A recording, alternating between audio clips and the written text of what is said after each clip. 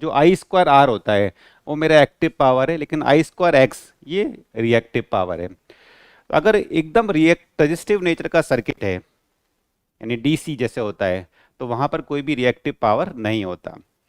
जब भी हम लोग सिस्टम के पावर फैक्टर को इम्प्रूव कर रहे हैं तो हमारा मेन पर्पस क्या होता है, कॉस थीटा की वैल्यू को बढ़ाना। कॉस थीटा बढ़ने का मतलब साइन थीटा कम हो जाता है। कॉस थीटा बढ़ने का मतलब है आप एक्टिव पावर को बढ़ाकर रिएक्टिव पावर की वैल्यू को कम करना चाह रहे हैं। यानी हम लोग यूजफुल पावर को इंक्रीज करके और जो हमारा बेकार वाला पावर है उसको हम लोग रिड्यूस करना चाह रहे हैं। ये मेन कॉन्सेप्ट है हमारा पावर फैक्टर को इम्प्रूव करने के पीछे। कल फिर मैंने आपको ये भी बताया था कि कैसे हम लोग लैगिंग वोल्ट एम्पियर को पॉजिटिव रिएक्टिव पावर मानते हैं और लीडिंग वोल्ट एम्पियर को हम लोग नेगेटिव रिएक्टिव पावर मानते हैं। इसलिए फिर मैंने आपको बताया था कि अगर इंडक्टर होगा तो वो क्या ले रहा है, वो लैगिंग वोल्ट एम्पियर ले रहा होता है। इसका मतलब हम कहते हैं कि वो रिएक्टिव पावर लेता है, वो पॉजिटिव रिएक्टिव पावर लेता है। कैपेसिटर लीडिंग वोल्ट एम्पियर ले रहा था। लीडिंग वोल्ट एम्पियर लेने का मतलब है वो लैगिंग वोल्ट एम्पियर दे रहा है, यानी वो पॉजिटिव रिएक्टिव पावर दे रहा है। तो normally inductor is a sink of reactive power and capacitor is a source of reactive power. Laptop में क्लास नहीं चल रहा है सबका या किसी एक पर्टिकुलर आदमी का? ये मेरे को समझ में नहीं आता कि प्रॉब्लम सबका एक जैसा आना चाहिए ना, कुछ लोगों के साथ प्रॉब्लम आती, कुछ के साथ नहीं आती। रिफ्रेश करके देख लो। चलिए, तो मैंने अभी रिकैप किया हमने कल क्या किया, उसी से मैं आगे बढ़ रहा हूँ। कल मैं लास्ट में आपको ये बता रहा था कि हम लोग थ्री फेस पावर को ही क्यों जनरेट करते हैं और थ्री फेस पावर को ही क्यों ट्रांसमिट करते हैं, जबकि बहुत सी जगह हम लोग सिंगल फेस पावर को यूज़ कर रहे हैं। डोमेस्टिक यानी अपने घरों के अंदर हम लोग सिंगल फेस पावर यूज़ कर रहे हैं, क्योंकि हमारे घर में जितने भी लोड हैं वो सब के सब सिंगल फेज लोड है, इंक्लूडिंग मोटर। मोटर भी हम लोग जो यूज़ करते हैं घर के अंदर वो सिंगल फेज की मोटर है, ठीक है। लेकिन ऑफिस वाला लोड भी हमारा सिंगल फेज का लोड है। हाँ, जो इंडस्ट्रियल लोड होता है जहाँ पर हम लोग बड़ी बड़ी थ्री फेज की इंडक्शन मोटर यूज़ करते हैं वहाँ पर हम लोग थ्री फेज पावर यूज़ करते हैं। तो बहुत सारे जगहों पर हम लोग सिंगल फेज पावर यूज़ कर रहे हैं, फिर भी हम लोग थ्री फेज की पावर जनरेट करते हैं और थ्री फेज की पावर को ही ट्रांसमिट कर रहे हैं। इसके पीछे का लॉजिक क्या है उसको मैं डिस्कस कर रहा था, उस वाले टॉपिक को मैं कंप्लीट करता हूँ। उसके बाद में आऊँगा कि थ्री फेज के अंदर कितने कनेक्शन पॉसिबल हो सकते हैं, कैसे हम लोग phase voltage, line voltage, active power और रिएक्टिव पावर यहाँ पर निकालेंगे। तो तैयार हैं आप सभी लोग? आज आपका वीकेंड है।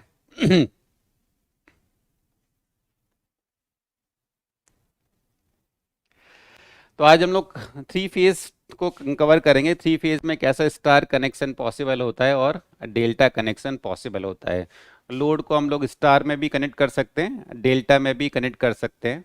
ये बैलेंस हो सकता है, अनबैलेंस हो सकता है। कैसे हम लोग phase current, line current, phase voltage, line voltage की वैल्यू को निकालेंगे। देखिए, ये वाला पॉइंट हम लोग डिस्कस कर चुके थे, ये आपने इलेक्ट्रिकल मशीन में पढ़ा होगा और ये क्वेश्चन एग्जाम के अंदर भी आया हुआ था, गेट एग्जाम के अंदर, कि अगर आपके पास में एक सिंगल फेज का ऑल्टरनेटर है, उसी ऑल्टरनेटर को जिसकी रेटिंग है 200 केवी MVA समथिंग, ऐसा क्वेश्चन आया था, उसी सेम ऑल्टरनेटर को अगर आप थ्री फेज के ऑल्टरनेटर में कन्वर्ट कर दें तो उसकी रेटिंग कितनी हो जाएगी। तो उसका आंसर था कि 200 से 300 हो जाती है। मतलब अगर आप सेम ऑल्टरनेटर को थ्री फेज का ऑल्टरनेटर बना देते हैं तो ये 1.5 टाइम्स ज़्यादा पावर जनरेट कर सकता है। इसका मतलब क्या हो गया कि थ्री फेज पावर को जनरेट करना सिंगल फेज के पावर के जनरेट करना से ज़्यादा इकोनॉमिकल है, ठीक है। दूसरा है कि थ्री फेज के पावर का जनरेशन ज़्यादा इकोनॉमिकल हो गया, ये मैंने बता दिया, क्योंकि आपको कम पैसे में ज़्यादा पावर ये बना रहा है। दूसरा, इसको ट्रांसमिट करना भी इजी है। सिंगल फेज की पावर के अंदर आपको 6 कंडक्टर यूज करने पड़ेंगे। अगर मैं 3 अलग अलग लोड ले रहा हूं तो 3 अलग अलग लोड को सप्लाई देने के लिए आपको 6 कंडक्टर चाहिए, जबकि थ्री फेज में आपको खाली 3 कंडक्टर ही चाहिए होते हैं। इसका मतलब आपको ट्रांसमिशन की कॉस्ट भी रिड्यूस हो गई है। तो इसको मतलब इसको जनरेट करना भी सस्ता पड़ता है, इसको एक जगह से दूसरे जगह ट्रांसमिट करना भी आसान होता है, ठीक है। अरे भैया दोनों इंपॉर्टेंट होते हैं। PS2 इंपॉर्टेंट मतलब क्या है? जब आपको PS1 नहीं पता तो PS2 कैसे इंपॉर्टेंट है?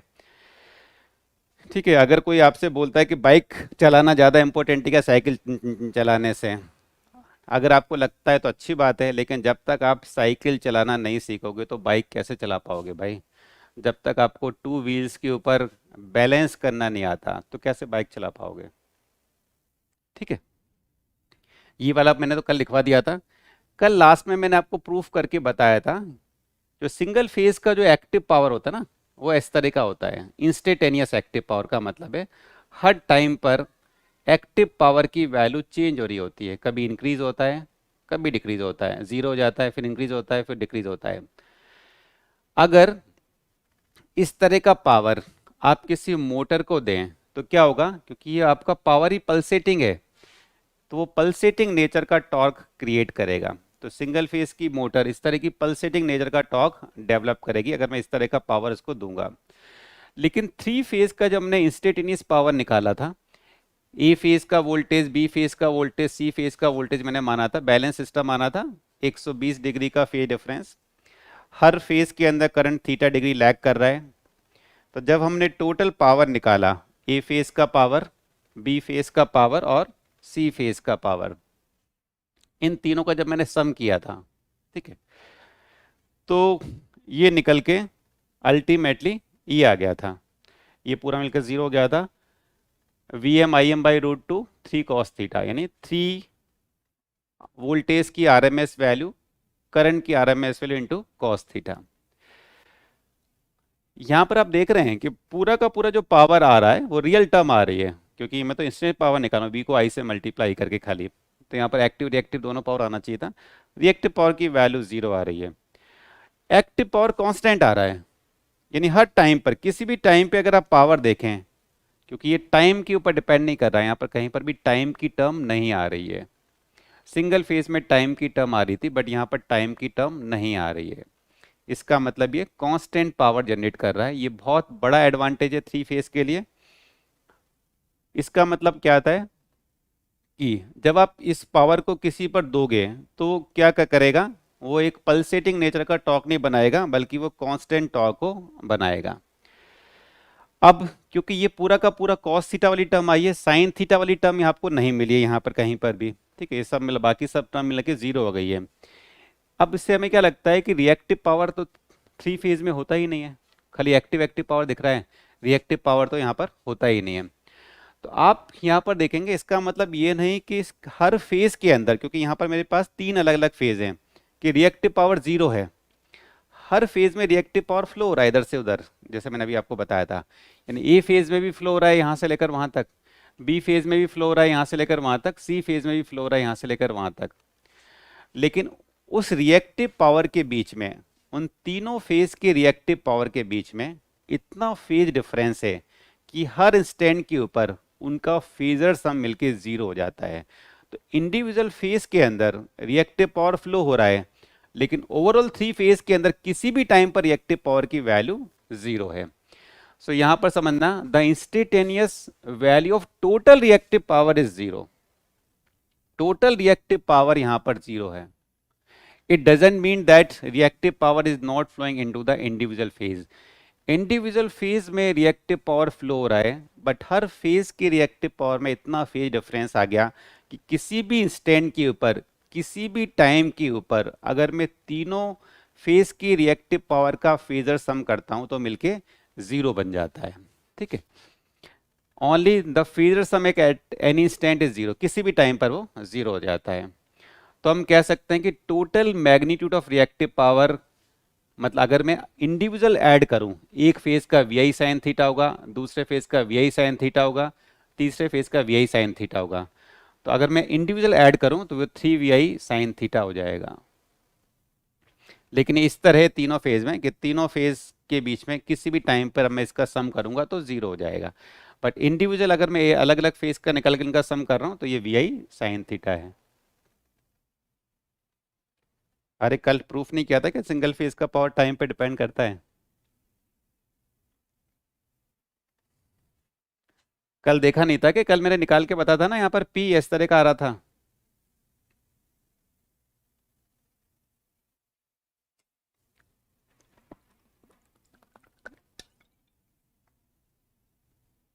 फिर आप कंफ्यूज हो रहे हो।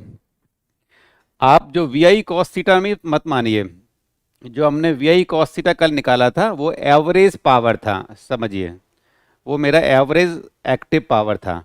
लेकिन किसी भी इंस्टेंट के ऊपर जब आपने पावर निकाला था कितना आया था, वो आया था P1 - cos 2 ओमेगा टी, ये आया था ना। किसी भी टाइम पर पावर टाइम के ऊपर डिपेंड करता है। दिस इज डिफरेंट, ये तो आपका एवरेज पावर है। इसकी जब आपने एवरेज वैल्यू निकाली थी तो वी आई कॉस थीटा आ गया। लेकिन किसी टाइम पर ये पावर ऐसा होता है 1 - cos 2 थीटा, क्योंकि इसकी एवरेज वैल्यू जीरो हो जाती है तो अल्टीमेटली हो जाता है ये पी, यानी वी आई कॉस थीटा हो जाता है। याद है, भूल गए?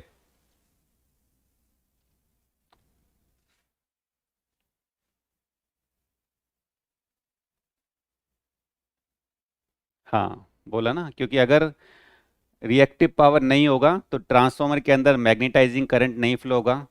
ट्रांसफार्मर में मैग्नेटाइजिंग करंट नहीं फ्लो होता, इसका मतलब फ्लक्स नहीं बनेगा। फ्लक्स नहीं बनेगा तो ट्रांसफार्मर प्राइमरी साइड से सेकेंडरी साइड पावर को फ्लो नहीं करवा पाएगा। ध्यान रखिए, जब भी हम लोग नॉर्मल बोलते हैं कि नॉर्मल पावर अगर वर्ड में यूज कर रहा हूं तो पावर का मतलब एक्टिव पावर ही होता है, जब तक कि स्पेशली रिएक्टिव पावर नहीं बोला जाए। अगर नॉर्मल सिर्फ पावर वर्ड यूज कर रहे हैं तो नॉर्मल पावर वर्ड का मतलब बाय डिफॉल्ट खाली एक्टिव पावर होता है। ठीक है।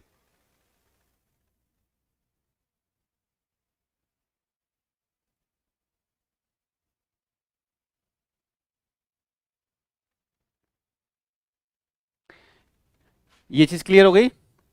तो किसी भी टाइम पर रिएक्टिव पावर की वैल्यू जीरो है, बट इंडिविजुअल फेज में करंट रिएक्टिव पावर है, उसका फेजर सम जीरो है। अगर मैं अलग अलग इनका सम करूंगा तो ये 3 VI sin थीटा है। चलो जी, अब आप नेक्स्ट आइए। नेक्स्ट एडवांटेज, ये एडवांटेज हो गया, ये सबसे बड़ा एडवांटेज है, क्योंकि अगर आप एक्टिव पावर कांस्टेंट बन रहा है तो थ्री फेज की मोटर कांस्टेंट टॉर्क को डेवलप करती है।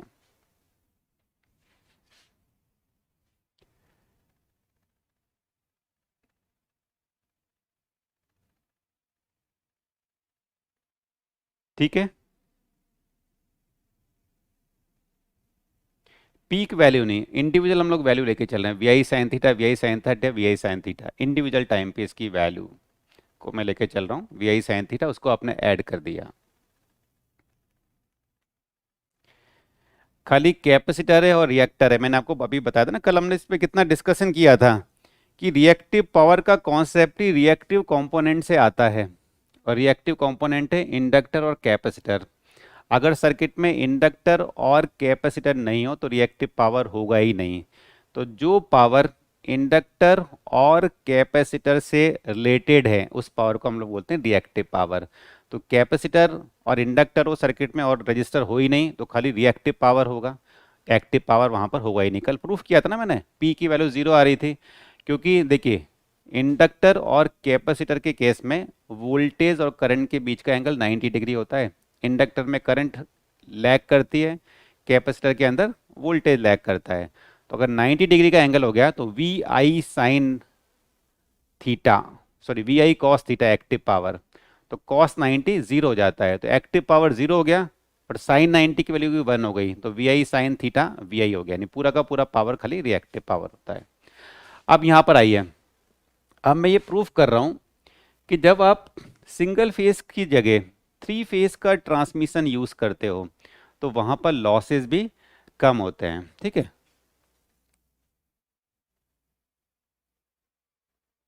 स्लाइड्स ऑन करने के लिए मेरे को मना किया गया है क्योंकि उससे कुछ प्रॉब्लम आती है बीच में बच्चों को, इसलिए अभी मैं उसको ऑन नहीं कर रहा हूँ। ठीक है, अब देखिए एक बार समझिए, तीन लोड है, इंडिविजुअल लोड होते हैं, ध्यान देखिए, इंडिविजुअल मतलब ये जैसे रेजिस्टेंस हो सकते हैं, तीन रेजिस्टेंस है, तीनों को पावर चाहिए।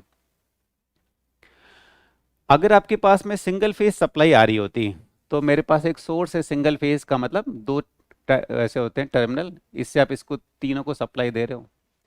लोड को हम लोग किस में लगाते हैं, पैरेलल में लगाते हैं, तो लोड को मैंने यहाँ पर पैरेलल में लगा रखा है। ये है हमारे लोड। ठीक है, तीन अलग अलग इंडिविजुअल सिंगल फेज के लोड हैं। सपोज इस लोड के अंदर मेरे को आई करंट को फ्लो करवाना है, इतना लोड है कि इसमें आई करंट फ्लो होना चाहिए। अगर मैं सिंगल फेज की सप्लाई से इसको पावर देता हूं तो मेरे पे ये सिंगल फेज का सोर्स है, यानी सिंगल फेज का ऑल्टरनेट से आप सिंगल फेज की पावर को जनरेट करोगे और इस पावर को आप लेके आओगे, ट्रांसमिट करोगे यहाँ पर और इन लोड को यहाँ पर दोगे। तो एक जगह से लेकर मैं दूसरे जगह पर इस पावर को लेके आ रहा हूँ। तो जब पावर को हम लोग लेके आएंगे तो कितना ट्रांसमिशन लॉसेज होंगे ये मैं यहाँ पर निकाल रहा हूँ। तो एक लाइन, देखिए लाइन ऐसे आ रही है और लाइन वहाँ पर जा रही होगी, तीनों मतलब पास पास ही समझ जाना ऐसे। तो इसका रेजिस्टेंस हमने मान लिया आर, इस वायर का रेजिस्टेंस मैंने कितना मान लिया आर, तो इस वायर का भी आर ही होगा, दोनों का, दोनों सेम है। अगर आप करंट देखें, अगर मैं मान रहा हूं कि हर लोड के अंदर आई करंट फ्लो होना चाहिए, तो ट्रांसमिशन लाइन में कितना करंट फ्लो होगा, 3I, क्योंकि अगर आप किरचॉफ करंट लो लगाओगे I+I+I तो 3I करंट फ्लो होना चाहिए और अल्टीमेटली 3I करंट ही वापस भी आना चाहिए। ठीक है, ये वाला पॉइंट तो मैं डिस्कस कर चुका ना कि कांस्टेंट पावर से जो टॉर्क क्रिएट होता है थ्री फेज मोटर में वो कांस्टेंट होता है। तो टोटल पावर लॉसेस कितने हो रहे हैं, कहां पर, ट्रांसमिशन के अंदर, लोड के अंदर नहीं, ट्रांसमिशन के अंदर, यानी एक जगह से दूसरे जगह पावर को पहुंचाने के लिए। तो इस कंडक्टर में कितना लॉस हो रहा है, इस कंडक्टर में कितना लॉस हो रहा है, लॉस क्या होता है, I² इंटू आर, आई है यहाँ पर 3I का स्क्वायर इंटू आर, 3I का square into are.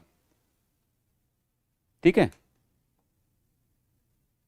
3I 9I² are, 9I² कितना हो गया, 18I² आर हो गया। यानी अगर आप तीन इंडिविजुअल लोड लेते हो जिसमें आई करंट हमें फ्लो करवानी है, तो उस टाइम पर अगर आप सिंगल फेज पावर जनरेट कर रहे होंगे तो ट्रांसमिशन लाइन के अंदर 18I² आर का लॉस होगा। अरे भाई वोल्टेज सेम देते हो ना, तुम बिल्कुल ऐसे बच्चों ऐसी बातें कर रहे हो। ये तो ITA वाला भी जानता है कि घर में जितने लोड कनेक्टेड होते हैं वो पैरेलल में कनेक्ट होते हैं, सीरीज में कनेक्ट नहीं होते। आपके घर में ट्यूबलाइट है, उसको कितना वोल्ट जा रहा है, 220 वोल्ट जा रहा है या 230 वोल्ट जा रहा है। AC को भी कितना वोल्ट जा रहा है, 220 ही जा रहा है। अगर आपने ट्यूबलाइट को ऐसे लगा दिया, AC को यहाँ पर ऐसे लगा दिया, तो एक ही वोल्टेज जाएगा क्या, दोनों में अलग अलग जाएगा। वोल्टेज सेम कब जाता है, जब लोड आपके पैरेलल में कनेक्टेड हो।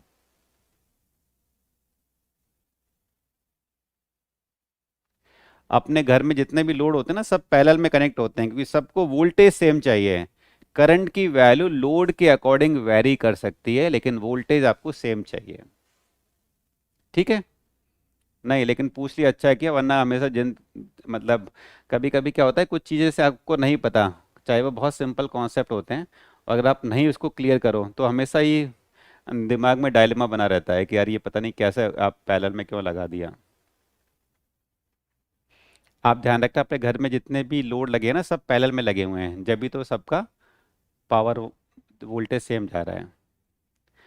यस, 3 का स्क्वायर 9, 3 का स्क्वायर 9 कितना हो गया, 9 और 9 कितना हो गया, 18I² आर हो गया। अब आप सोचिए सेम लोड को अगर मैं सिंगल फेज सप्लाई की जगह थ्री फेज की सप्लाई से पावर दूं, ठीक है, अगर मैं थ्री फेज सप्लाई से पावर दूं तो क्या होगा। अब ये तीन मेरे लोड थे, कुछ भी हो सकते हैं, रेजिस्टेंस हो सकता है, RL हो सकता है, जो मर्जी हो सकता है। इन तीनों को हम लोग स्टार या डेल्टा में कनेक्ट कर सकते हैं, तो मैंने इसको तीनों को कनेक्ट कर दिया स्टार के अंदर। ठीक है, तीन इंडिविजुअल लोड थे ऐसे अलग अलग, इनको मैंने कनेक्ट कर दिया स्टार के अंदर। ठीक है, स्टार का मतलब खाली ये होता है कि इसका एक टर्मिनल आपने आपस में कनेक्ट कर दिया, दैट इज द स्टार, वो स्टार बन गया और कुछ नहीं होता। तो यहाँ पर मैंने स्टार में कनेक्ट कर दिया, लोड है ये।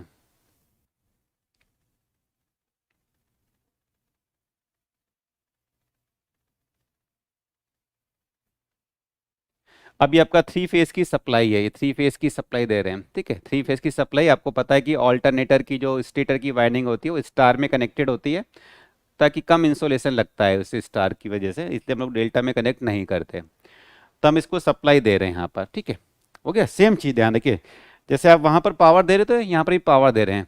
तो तीनों लोड के अंदर मेरे को चाहिए करंट आई, तो यहाँ पर भी मैं चाह रहा हूँ तीनों लोड में I current flow, I N I, आगे समझ में, आई। अगर ये मेरा बैलेंस लोड है, बैलेंस का मतलब अगर तीनों इम्पीडेंस की वैल्यू इक्वल है तो क्या होगा, अगर आपके पास में बैलेंस सप्लाई आ रही है, बैलेंस लोड है, तो न्यूट्रल के अंदर करंट नहीं फ्लो होता। तो न्यूट्रल में कोई करंट नहीं फ्लो रहा होगा, खाली फेज वायरिंग में करंट फ्लो होगा। ठीक है, इसको हम लोग बाद में प्रूफ कर देंगे कि न्यूट्रल में करंट नहीं फ्लो होगा। हो गया क्लियर। अब यहाँ पर करंट आई है तो यह करंट खाली आई फ्लो होगा, इधर मेरे को करंट आई देना है तो इस वाले में भी करंट आई फ्लो होगा, इसमें मेरे को करंट आई देना है तो इसमें भी करंट आई फ्लो होगा। मतलब तीनों वायर जो जाएंगे, थ्री फेज की जो ट्रांसमिशन लाइन जाएगी, उसमें खाली आपको आई करंट ही फ्लो करवाना पड़ रहा है। यहाँ पर हमें करवाना पड़ रहा था थ्री आई। आया समझ में? बट इसका मतलब ये नहीं कि इसका रेजिस्टेंस आर के बराबर ही हो जाएगा। क्यों? रेजिस्टेंस किसके ऊपर डिपेंड करता है? रेजिस्टेंस होता है रो एल अपॉन ए, ऐसा होता है ना, रेजिस्टेंस की वैल्यू होती है रो एल अपॉन ए। तो आप बताइए, जब आपको कम करंट फ्लो करवाने की जरूरत पड़ रही है तो आपको मोटा वायर चाहिए होगा या पतला वायर चाहिए होगा? अगर आपको कम करंट फ्लो करवाने की जरूरत पड़ी तो मोटा वायर चाहिए होगा या पतला वायर चाहिए होगा, बताओ? जो किसी भी वायर का जो क्रॉस सेक्शन एरिया होता है,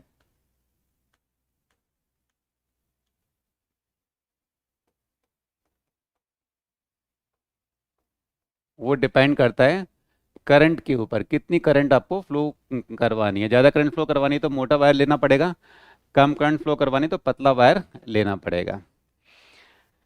यहाँ पर हमने आर रेजिस्टेंस का वायर लिया था, करंट फ्लो करवा रहे थे थ्री आई, बट यहाँ पर करंट फ्लो करवाना पड़ रहा है आई, मतलब वन थर्ड करंट फ्लो करवाना पड़ रहा है, थ्री आई का वन थर्ड।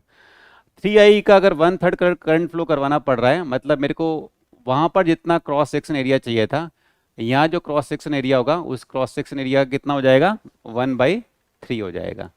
तो यहाँ पर क्रॉस सेक्शन एरिया पहले वाले क्रॉस सेक्शन एरिया का वन बाई थ्री हो जाएगा। ठीक है,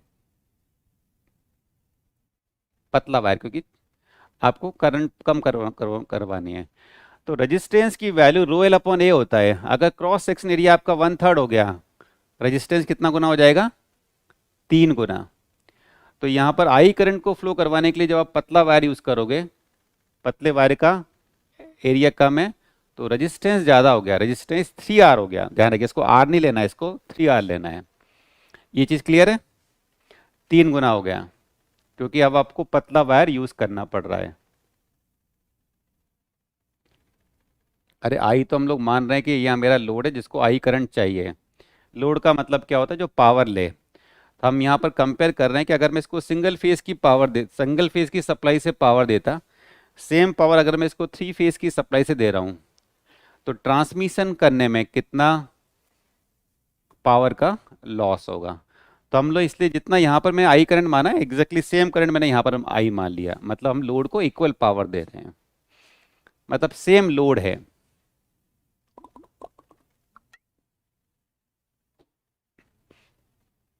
ठीक है, क्लियर हो गया है चीज? अब यहाँ पर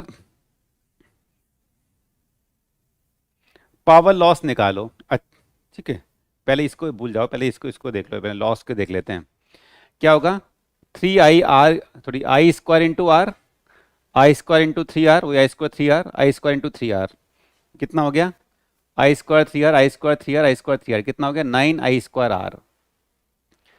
अब बताइए सिंगल फेज में कितना पावर लॉस आ रहा था, एटीन आई स्क्वायर आर। यानी सेम पावर देने के लिए यहाँ पर ट्रांसमिशन लाइन में एटीन आई स्क्वायर आर का लॉस हो रहा था, और यहाँ पर खाली हो रहा है नाइन आई स्क्वायर आर का, मतलब पावर लॉसेस कितने हो गए, आधे हो गए।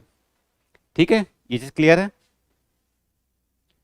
इन the three phase transmission power loss is reduce by 50%। Power loss आपका 50% रिड्यूस हो गया।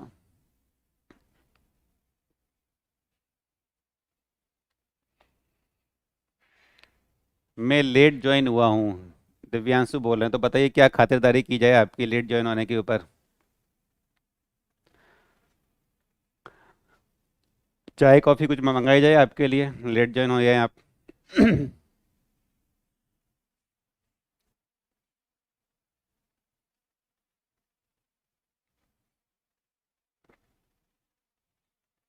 बाहर फूल बरसा है आपके ऊपर। हमारे दिव्यांशु आए हैं।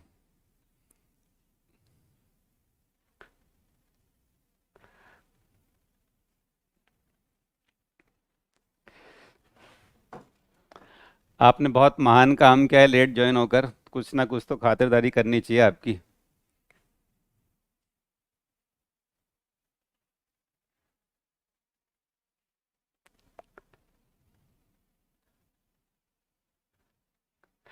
ठीक है, ये बताइए, ये पावर लॉस वाला क्लियर हुआ है नहीं हुआ? चलिए, जो का पार्ट, ये चीज़ समझ में आ गई। यानी सेम लोड में ले रहा हूँ, लोड को सेम पावर देने के लिए जब आप यहाँ पर थ्री फेज से पावर को ट्रांसमिट करोगे तो यहाँ पर आधा पावर लॉस होगा। ये चीज़ क्लियर है? बताइए, किसी को डाउट है इसके अंदर यहाँ पर?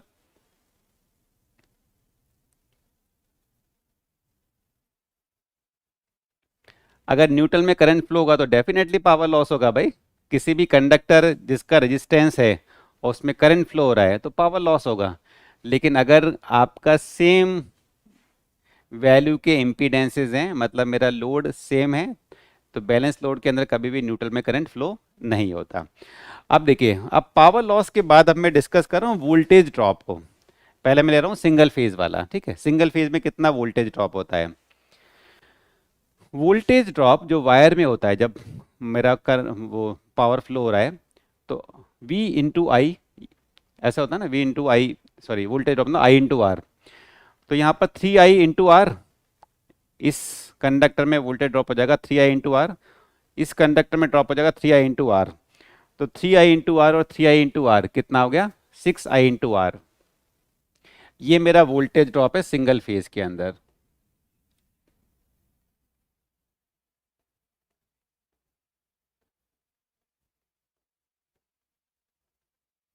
ठीक है,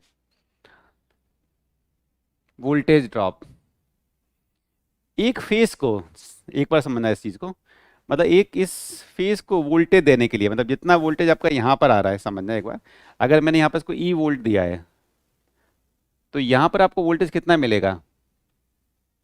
ई माइनस 6 IR, यही मिलेगा ना। इतना वोल्टेज ड्रॉप हो गया है। वोल्टेज ड्रॉप से क्या निकलता है? Voltage regulation. ठीक है, इससे हमारा निकलता है वोल्टेज रेगुलेशन।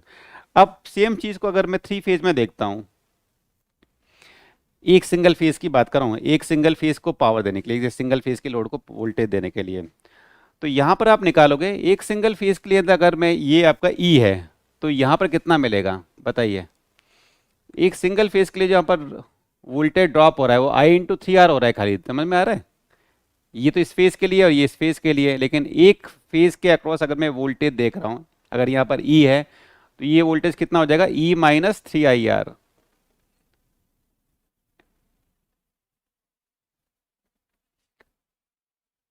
ठीक है, तो यहाँ पर एक सिंगल फेज का जो वोल्टेज ड्रॉप है वो 3IR है, जबकि यहाँ पर कितना था? 6IR। इसका मतलब यहाँ पर वोल्टेज ड्रॉप ज़्यादा हो रहा है, इसका वोल्टेज रेगुलेशन पुअर होगा, इसका वोल्टेज रेगुलेशन बेटर होगा। तो दूसरी एडवांटेज और हो गया कि यहाँ पर खाली पावर लॉस ही आधे नहीं हो रहे, बल्कि पर फेज का वोल्टेज ड्रॉप भी आपका आधा हो गया।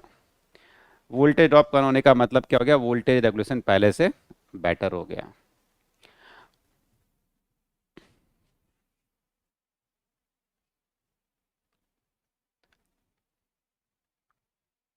अच्छा, सौरभ गुप्ता जी, कोई डाउट है क्या? Where is a current returning path in the three phase? चलो, अगर ये डाउट है तो अभी मैं थ्री फेज में आ रहा हूँ तो फिर मैं बता दूंगा। मुझे लगा शायद ये आपका क्लियर हो गया होगा क्योंकि आप मशीन वगैरह पढ़ चुके हैं। नहीं है तो अभी हम लोग डिस्कस कर लेंगे इस चीज़ को, ठीक है। अब ल- लप्पू सा सचिन, अच्छा लप्पू सा सचिन भी आ गया। झिंगुर वाला सचिन भी ले आओ भाई, लप्पू के साथ में।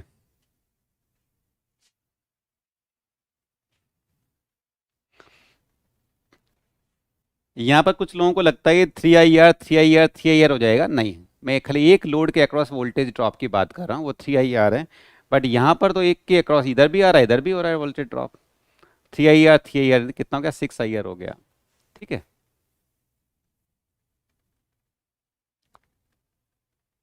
कोई नहीं कोई नहीं, नहीं पढ़ा तो अभी ये बता दूंगा, ये तो बहुत जानना बहुत ज़रूरी है। वोल्टेज रेगुलेशन का मतलब समझते हैं। No load voltage minus full load voltage receiving end के ऊपर divide by the rated voltage.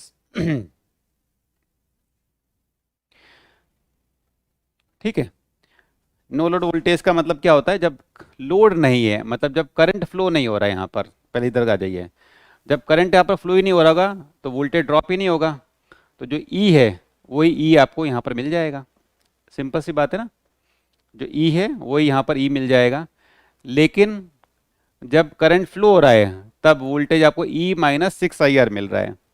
तो यहाँ पर नो लोड का वोल्टेज ई है, यहाँ पर ई लिख लेना ई, और फुल लोड का वोल्टेज ई माइनस 6 IR है।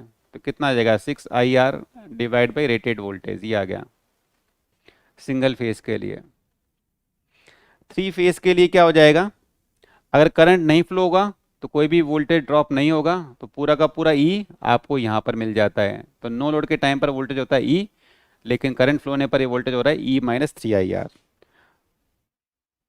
ये ई होता है, नहीं तो ई माइनस 3 IR मतलब 3 IR बाई वी। अब आपको समझ में आ रहा है कि इसका वोल्टेज रेगुलेशन ज़्यादा है, ज़्यादा का मतलब पुअर, उल्टा होता है वोल्टेज रेगुलेशन के अंदर, जितनी ज़्यादा वैल्यू उतनी बेकार, जितनी कम वैल्यू उतनी बेटर। समझ में आया? तो low voltage regulation is a better voltage regulation. ये एफिशिएंसी की तरह नहीं है कि जितनी ज़्यादा वैल्यू होगी उतनी अच्छा है, जितना कम है उतना अच्छा है, यहाँ पर ये उल्टा है।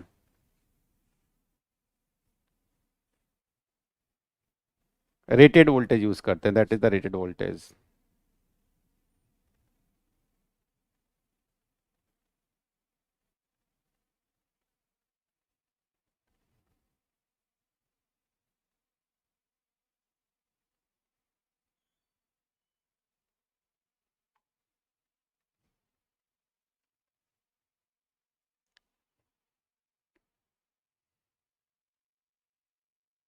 हाँ, रेटेड वोल्टेज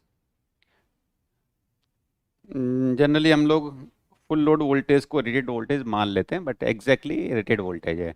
मतलब ये वोल्टेज रेगुलेशन आपका पीयू वैल्यू है, यानी actual quantity divide by the base quantity, और बेस क्वांटिटी आपकी रेटेड क्वांटिटी होती है।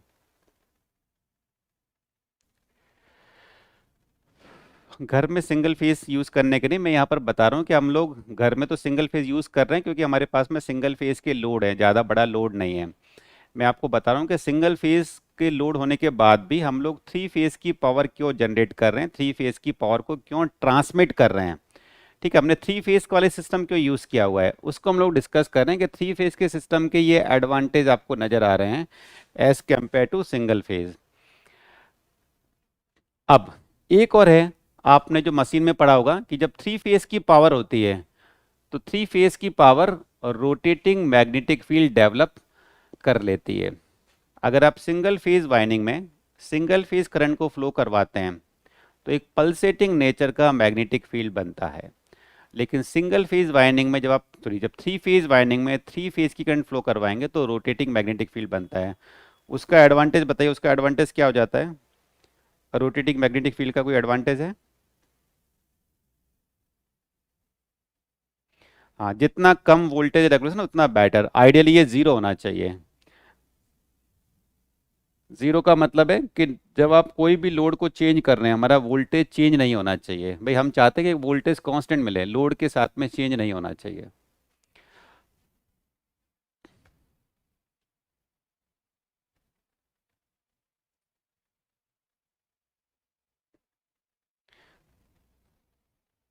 थ्री फेज सप्लाई का पावर मतलब डेली नहीं, वो तो आप जितनी पावर कंज्यूम कर रहे हैं ना उसके अकॉर्डिंग होता है। एक बार आप कनेक्शन लेते हो थ्री फेज का तो वो कनेक्शन के कॉस्ट ज़्यादा है, बाकी तो आपका जो यूनिट कॉस्ट तो सेम ही रहता है ना।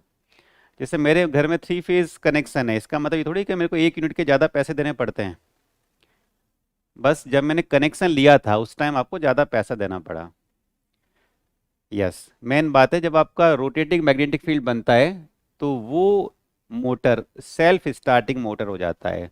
वहाँ पर स्टार्टिंग टॉर्क की वैल्यू ज़ीरो नहीं होती। जैसे आपने पढ़ा था कि जो सिंगल फेज का इंडक्शन मोटर होता है उसका स्टार्टिंग टॉर्क ज़ीरो होता है, वो सेल्फ स्टार्टिंग मोटर नहीं होता है, उसको आपको स्टार्टिंग बनाना पड़ता है एक और ऑक्सिलरी वाइंडिंग को यूज़ करके। जबकि थ्री फेज का इंडक्शन मोटर में कोई भी स्टार्टिंग मेथड लगाने की ज़रूरत नहीं है, कोई भी अलग से वाइंडिंग नहीं लगाने की ज़रूरत है। जैसे आप उसको सप्लाई के साथ लगाओगे इमीजिएटली ब्रूम ब्रूम करके वो स्टार्ट हो जाएगा। ठीक है, अब आप यहाँ पर देखिएगा, अब मैं देखिए सबको एक एक चीज़ को डिस्कस करके बता रहा हूँ कि हम लोग यहाँ पर क्यों इसको यूज़ कर रहे हैं। सबसे पहले सिंगल फेज के अंदर जो इंस्टेंटेनियस पावर थी वो इस तरह की थी, पल्सेटिंग नेचर की। पल्सेटिंग नेचर की है, ये डिसएडवांटेज है, नहीं चाहिए हमें। क्यों? क्योंकि अगर आप इस तरह की पावर किसी मोटर को दोगे तो वो पल्सेटिंग टॉर्क बनाएगा, वो कांस्टेंट मैग्नीट्यूड का टॉर्क नहीं बनाएगा। ठीक है, दूसरा ये इसका डिसएडवांटेज है, नहीं चाहिए। दूसरा है सिंगल फेज लोड के लिए हमें करंट लाने के लिए एक वायर चाहिए और ले जाने के लिए एक और वायर चाहिए, दो वायर चाहिए होते हैं। यानी आपको रिटर्न कंडक्टर भी चाहिए, दो कंडक्टर चाहिए एक लोड के लिए, ये और ये दो कंडक्टर चाहिए। तो यहाँ पर आपको रिटर्न कंडक्टर भी चाहिए, मतलब कॉस्ट को इंक्रीज कर देगा। सिंगल फेज की वाइंडिंग में सिंगल फेज सप्लाई देने पर रोटेटिंग मैग्नेटिक फील्ड भी नहीं डेवलप होता, ये भी डिसएडवांटेज है। तीनों के तीनों डिसएडवांटेज है इसके। इसके अलावा इसको बनाना महंगा पड़ता है, वो अलग बात है, अभी बाकी चीज़ के लिए लेके चल रहा हूँ। तो सिंगल फेज हम पावर नहीं बनाएंगे, चाहे मैं यूज़ करना हो तब भी नहीं बनाएंगे, क्यों? डिसएडवांटेज है। तो चलिए हम सोचते हैं कि सिंगल फेज की जगह मैं टू फेज पे आ जाता हूँ, टू फेज की पावर बना लेते हैं। टू फेज की पावर के अंदर ये फायदा हो गया कि यहाँ पर जो इंस्टेंटेनियस पावर बनेगी, हमने प्रूफ नहीं किया लेकिन आप बना के देखो ना, V I A V B I B, किसी भी टाइम पर पावर की वैल्यू कांस्टेंट रहेगी। ठीक है, ये अच्छी बात है इसके लिए। ये रोटेटिंग मैग्नेटिक फील्ड भी डेवलप करता है, ये भी अच्छी बात है। लेकिन इसमें आपको रिटर्न कंडक्टर रिक्वायर्ड होगा, इसमें रिटर्न कंडक्टर रिक्वायर्ड होगा, क्योंकि यहाँ पर जो दोनों फेज का जो वेक्टर सम है, जो फेजर सम है, वो जीरो नहीं होता। यहाँ पर जो दो फेज होते हैं ना, इन दोनों के बीच में 90 डिग्री का एंगल होता है। अगर मैं इसको ऐड कर लेता हूँ ना दोनों को, तो ये जीरो नहीं होता है। यानी जब दो जगह से करंट जा रही है तो वापस से करंट मेरे को वापस लेने के लिए एक पाथ चाहिए होगा। यानी क्या हो गया, महंगा पड़ गया, फिर वापस से महंगा पड़ गया। इसलिए हालांकि दो चीज़ें फायदेमंद थी, इसलिए मैंने टू फेज को भी नहीं यूज़ किया। ठीक है, अब आप थ्री फेज पे आ जाती है, थ्री फेज पे आ जाइए। थ्री फेज के अंदर किसी भी टाइम पर इंस्टेंटेनियस पावर कांस्टेंट थी, बड़ी अच्छी बात है। कोई रिटर्न कंडक्टर नहीं चाहिए हो रहा है। बैलेंस सप्लाई के अंदर आप देख रहे हैं कि कोई भी रिटर्न कंडक्टर नहीं चाहिए, ये भी मैं बता दूंगा यहाँ पर, क्योंकि अगर करंट आप यहाँ पर निकालोगे ना तो ये जीरो मिलेगा आपको। करंट की वैल्यू क्या मिलेगी आपको? जीरो मिलेगी बैलेंस लोड के लिए अगर आप निकालते हो तो। करंट ही जब नहीं फ्लो तो करंट नहीं चाहिए, इसका मतलब तीन लोड के लिए खाली तीन वायर चाहिए, चौथा वायर आपको चाहिए ही नहीं। तो आपने क्या किया, वायर की कॉस्ट को क्या कर दिया, रिड्यूस कर दिया। ठीक है,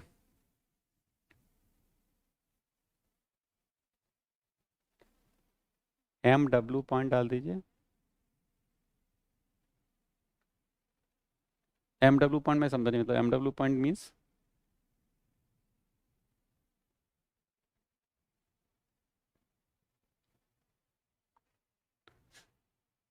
ये फेज नहीं समझ पा रहे हो? ये फाई का मतलब फेज, ये नहीं समझ पा रहे हो क्या?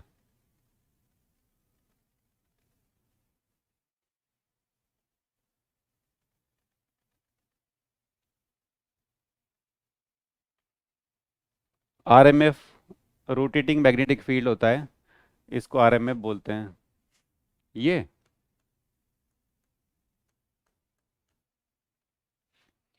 ठीक है, तो सबसे बड़ा एडवांटेज है कि आपको कोई रिटर्न पाथ भी नहीं चाहिए, सिर्फ तीन कंडक्टर से आप तीन लोड को सप्लाई दे दोगे और ये आरएमएफ भी बना रहा है। इसके मतलब तीनों के तीनों एडवांटेज हैं। बट अब इसके बाद आइए, अगर मैं इसके बाद फोर फेज लूंगा तब भी सब एडवांटेज इसके अंदर भी हैं। जो थ्री फेज में थे वो सब के सब एडवांटेज फोर फेज में भी है। अगर मैं सिक्स फेज पे जाऊंगा तो जो एडवांटेज मेरे थ्री फेज में थे वो सब के सब एडवांटेज सिक्स फेज में भी थे। अब आप बताइए कि जब सिक्स फेज में सभी के सभी एडवांटेज हैं तो फिर आप सिक्स फेज में नहीं जाके खाली थ्री फेज से संतुष्ट क्यों हो रहे हो? बताइए।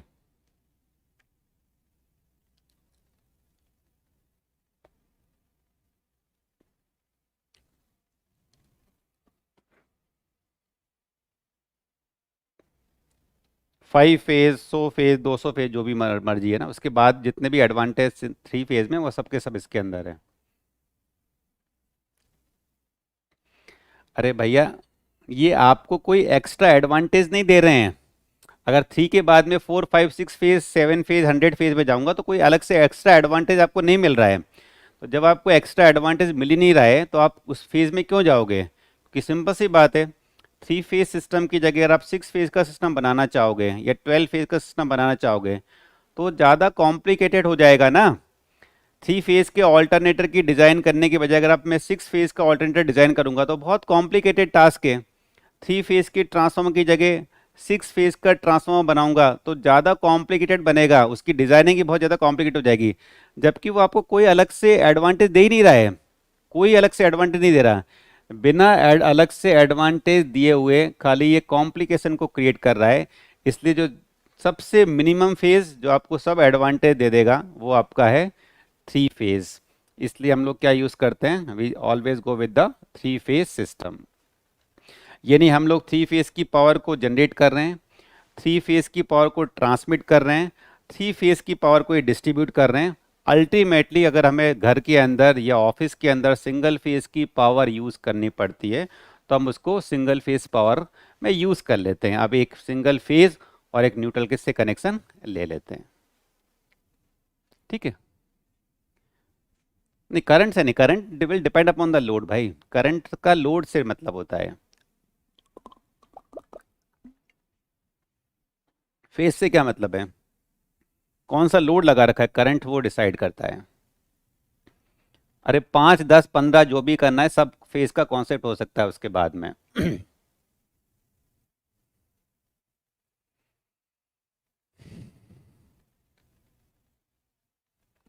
कॉस्ट नहीं बढ़ रहा है भाई, फिर नहीं तुम समझ रहे हो, कॉस्ट कहीं नहीं बढ़ रहा है।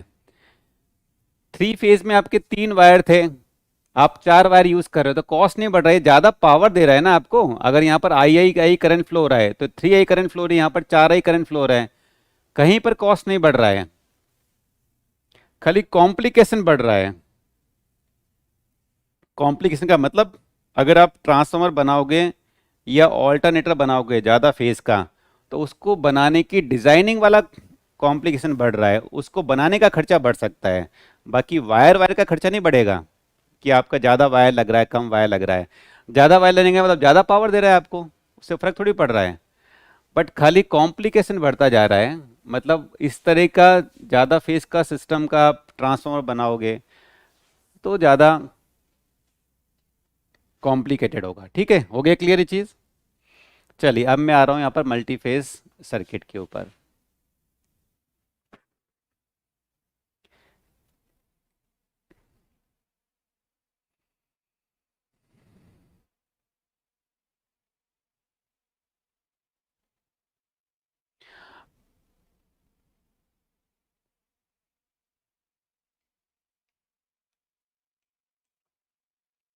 हार्मोनिक क्या चीज़ होती है, हार्मोनिक पे क्या डिफरेंस आ जाएगा। हवा में क्यों बात करते हैं भाई, क्या चीज़ है हार्मोनिक्स। हार्मोनिक्स के मतलब ट्रांसमिशन से हार्मोनिक क्रिएट होती है क्या। अगर मैं एक वायर में करंट को फ्लो करवा रहा हूँ तो हार्मोनिक क्रिएट कर देता है क्या अपने आप। भाई आप सोचिए एक वायर है, मेरे पास में एक सोर्स है जो एकदम साइनसोइडल वोल्टेज सोर्स है, इसको आप एक वायर से फ्लो करवाइए, 2 वायर से फ्लो करवाइए, क्या यहाँ पर ये हार्मोनिक आ जाती है क्या। कंडक्टर में फ्लो करने से किसी तरह का कोई हार्मोनिक क्रिएट होता है क्या।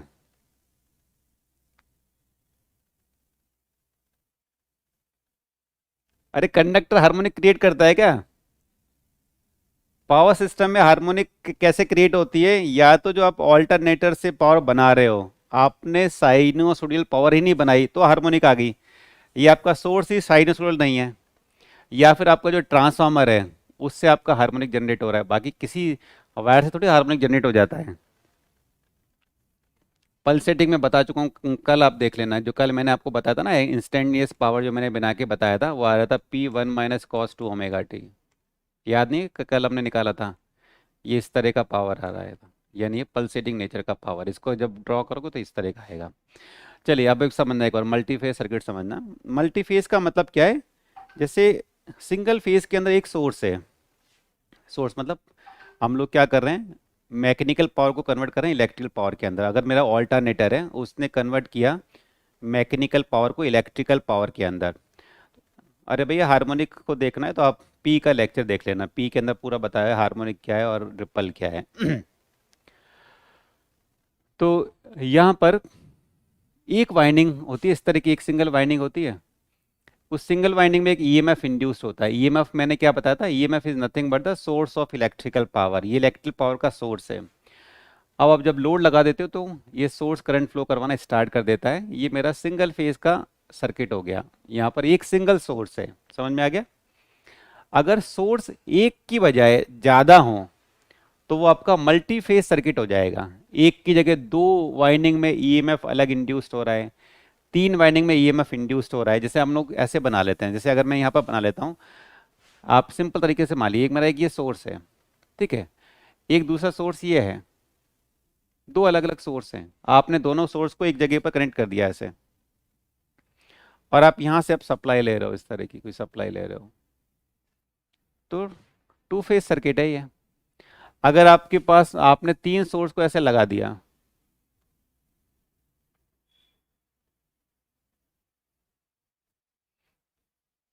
तीन सोर्स हैं अलग अलग, थ्री फेज सर्किट है, समझ गए। तो फेज का मतलब आपको समझ में आ गया कि आपके अलग अलग सोर्स हो गए। अब समझना, ऑल्टरनेटर आपने पढ़ रखा है ना मशीन के अंदर, थोड़ा बेसिक में आपको बता रहा हूँ। पहले मैं डिस्कस कर रहा हूँ टू फेज को। टू फेज के अंदर मतलब क्या होता है, ऑल्टरनेटर जो हमारी पावर को जनरेट करता है, सिंक्रोनस जनरेटर की बात कर रहे हैं, उसकी फील्ड वाइंडिंग रोटर के ऊपर होती है, और आर्मेचर वाइंडिंग जहाँ पर ईएमएफ इंड्यूस्ड होता है जो आपको पावर देता है, वो होती है स्टेटर के ऊपर, ठीक है। तो यहाँ पर मेरी दो वाइंडिंग मैंने यूज़ कर ली, दो अलग अलग वाइंडिंग।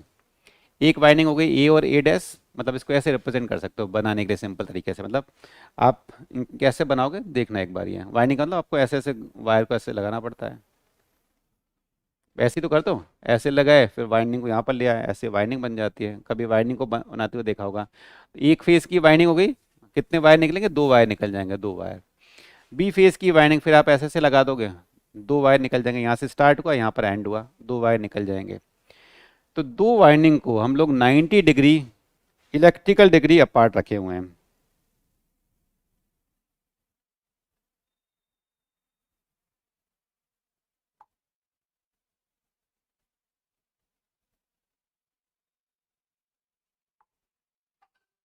ठीक है, अब दो अलग अलग वाइंडिंग को मैंने 90 डिग्री के एंगल पे रखा हुआ है। 90 डिग्री इलेक्ट्रिकल एंगल है, ध्यान रखना। यहाँ पर आपके एक पास में एक फील्ड वाइंडिंग होती है रोटर के अंदर, जो डीसी सप्लाई दे जिसको हम लोग देते हैं। इस फील्ड वाइंडिंग से क्या होता है, दो पोल क्रिएट हो जाते हैं। करंट जब फ्लो होगा तो नॉर्थ और साउथ पोल क्रिएट हो जाएगा। जब ये रोटेट होगा वैसे तो आप उसको डीसी दे रहे हो तो नॉर्थ और साउथ पोल फिक्स हैं, इसका मतलब मैग्नेटिक फील्ड फिक्स है। लेकिन अगर आप इसको प्राइम मूवर यानी टरबाइन को यूज़ करके रोटेट करते हो, अगर आप टरबाइन को यूज़ करके इसको रोटेट करते हो तो पोल भी रोटेट होना स्टार्ट हो जाएंगे। नॉर्थ पोल यहाँ आ जाएगा, फिर यहाँ आ जाएगा, यहाँ आ जाएगा। इसका मतलब मैग्नेटिक फील्ड, ये पोल क्या बनाएंगे, मैग्नेटिक फील्ड। मैग्नेटिक फील्ड भी रोटेट होना स्टार्ट हो जाती है। स्टेटर के ऊपर जो आर्मेचर वाइंडिंग लगी हुई हैं ये स्टेशनरी है क्योंकि स्टेटर है, तो वाइंडिंग तो स्टेशनरी है, मूव नहीं हो रही है, लेकिन मैग्नेटिक फील्ड रोटेट हो रहा है।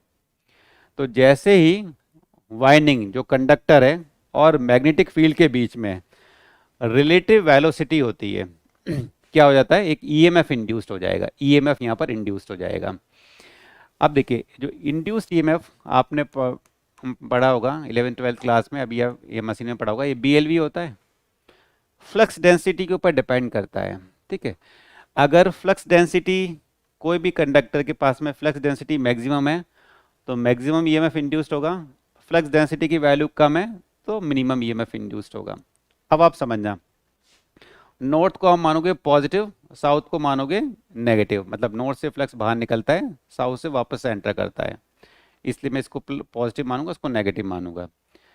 अभी एक मानना ये इस जगह पर है, मेरा ए फेज की जो वाइंडिंग है, ए वाला पॉइंट वाला देख लीजिए खाली, ए डैश इसका अपोजिट वाला पार्ट है, ये नॉर्थ के सामने है, मतलब मैक्सिमम फ्लक्स इसके पास जा रहा होगा,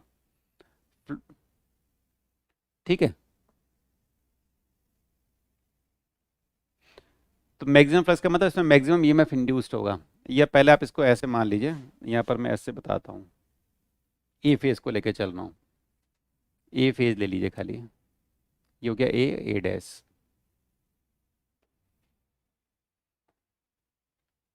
पोल को अभी ऐसे मानिए, ये नॉर्थ है, ये साउथ है। फ्लक्स यहाँ से निकल रहा है बाहर और यहाँ पर जाएगा। ठीक है, इधर नहीं है कोई फ्लक्स, इधर तो पोल का एंड ही नहीं है।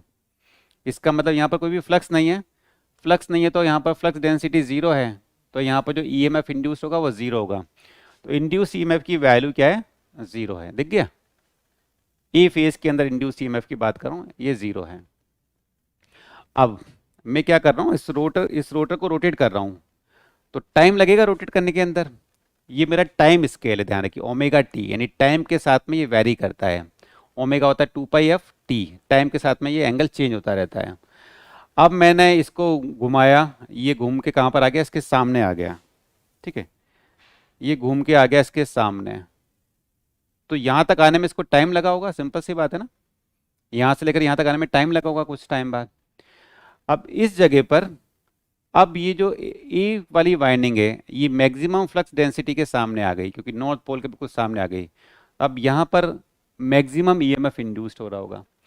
तो यहाँ पर जीरो ईएमएफ इंड्यूस्ड हो रहा था ए वाइंडिंग में, जब ये पोल यहाँ पर था। जब पोल यहाँ पर आ गया तो मैक्सिमम ईएमएफ इंड्यूस्ड होना स्टार्ट हो गया। तो कुछ टाइम लगा, पहले जीरो था, जब यहाँ पर आ गया तो मैक्सिमम ईएमएफ होना इंड्यूस्ड स्टार्ट हो गया। इसके बीच में धीरे धीरे बढ़ रहा था, ये ऐसे बढ़ रहा होगा। ठीक है, ये पॉइंट क्लियर हो गया। पहले धीरे धीरे यहाँ पर इंक्रीज होता जा रहा होगा, अब मैक्सिमम ईएमएफ यहाँ पर इंड्यूस्ड होना स्टार्ट हो गया। टाइम के साथ में इंड्यूस्ड ईएमएफ चेंज होता रहता है। उसके बाद क्या होगा, ये नॉर्थ यहाँ पर था, नॉर्थ वापस से यहाँ पर आ जाएगा, ये नॉर्थ यहाँ पर आ जाएगा। ठीक है, इसका मतलब ये इसके सामने नहीं है आपका पोल, तो यहाँ पर फ्लक्स जीरो हो जाएगा, ईएमएफ जीरो हो जाएगा, तो वापस से ईएमएफ की वैल्यू क्या हो गई, जीरो हो गई कुछ टाइम के बाद, क्योंकि अल्टीमेटली इसको वापस से यहाँ पर लगाने पे टाइम लगेगा। ठीक है, अब ये फिर यहाँ पर ऐसे आ जाएगा। ऐसे आने का मतलब ये, इस ध्यान रखिए, अब ये ऐसे है, ये मेरा ए और ए डैश। अब ये घूम के नॉर्थ नीचे की तरफ आ गया। अब मेरी वाइंडिंग पोल के सामने है, लेकिन अब ये साउथ पोल के सामने है, तो इसमें ईएमएफ मैक्सिमम इंड्यूस्ड होगा लेकिन नेगेटिव होगा। तो इंड्यूस ईएमएफ मैक्सिमम है लेकिन ये है नेगेटिव। आया क्लियर। उसके बाद ये वापस से नॉर्थ यहाँ पर आ जाएगा, इंड्यूस ईएमएफ कितना हो जाएगा, जीरो हो जाएगा। फिर लौट के वापस से इधर, जब नॉर्थ पे इधर इधर आ जाएगा तो इसकी वैल्यू हो जाएगी जीरो। तो इस तरह ईएमएफ इंड्यूस्ड हो रहा है, मतलब इस तरह हमारा जो ईएमएफ इंड्यूस्ड होता है किस तरह का हो जाता है, साइनोसोडियल हो जाता है। हो गया क्लियर चीज। ये हो रहा है साइनोसोडियल। ठीक है, ये चीज क्लियर हो गई। कैसे एक वाइंडिंग के अंदर, मैं खाली एक वाइंडिंग की बात कर बता रहा हूँ, इसमें मैक्सिमम ईएमएफ इंड्यूस्ड हो जाएगा।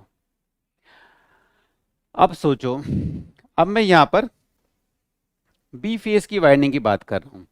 जिस तरह ए फेज की वाइंडिंग में साइनोसोडियल ईएमएफ इंड्यूस्ड होता है, इसी तरह बी फेज की वाइंडिंग में भी साइनोसोडियल ईएमएफ इंड्यूस्ड होगा। बट दोनों में डिफरेंस क्या है, देखिए। सबसे पहले हमने इसको यहाँ पर ऐसे माना हुआ था, मैंने अब मैं बी वाले को लेके चलता हूँ। ये बी यहाँ पर है और बी डैश यहाँ पर है।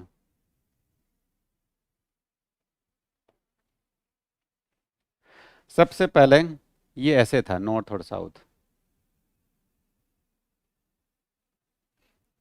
तब इसमें जीरो ईएमएफ इंड्यूस हो रहा था, ए वाले में जीरो ईएमएफ इंड्यूस हो रहा था। लेकिन जब ए में जीरो इंड्यूस्ड ईएमएफ हो रहा है, लेकिन ये तो अब बी के सामने है इस टाइम पे, तो इसका मतलब बी में उस टाइम पे मैक्सिमम ईएमएफ इंड्यूस हो रहा होगा। जब ए में जीरो हो रहा है तब इसमें मैक्सिमम ईएमएफ इंड्यूस हो रहा है। बट बी क्योंकि साउथ के पास में है तो मैक्सिमम हो रहा है लेकिन नेगेटिव हो रहा है। तो बी के अंदर मैक्सिमम तो है लेकिन नेगेटिव ईएमएफ है। इस टाइम पर बी में नेगेटिव ईएमएफ है। कुछ टाइम के बाद ये घूम के यहाँ पर ऐसे आ जाता है, नॉर्थ और साउथ।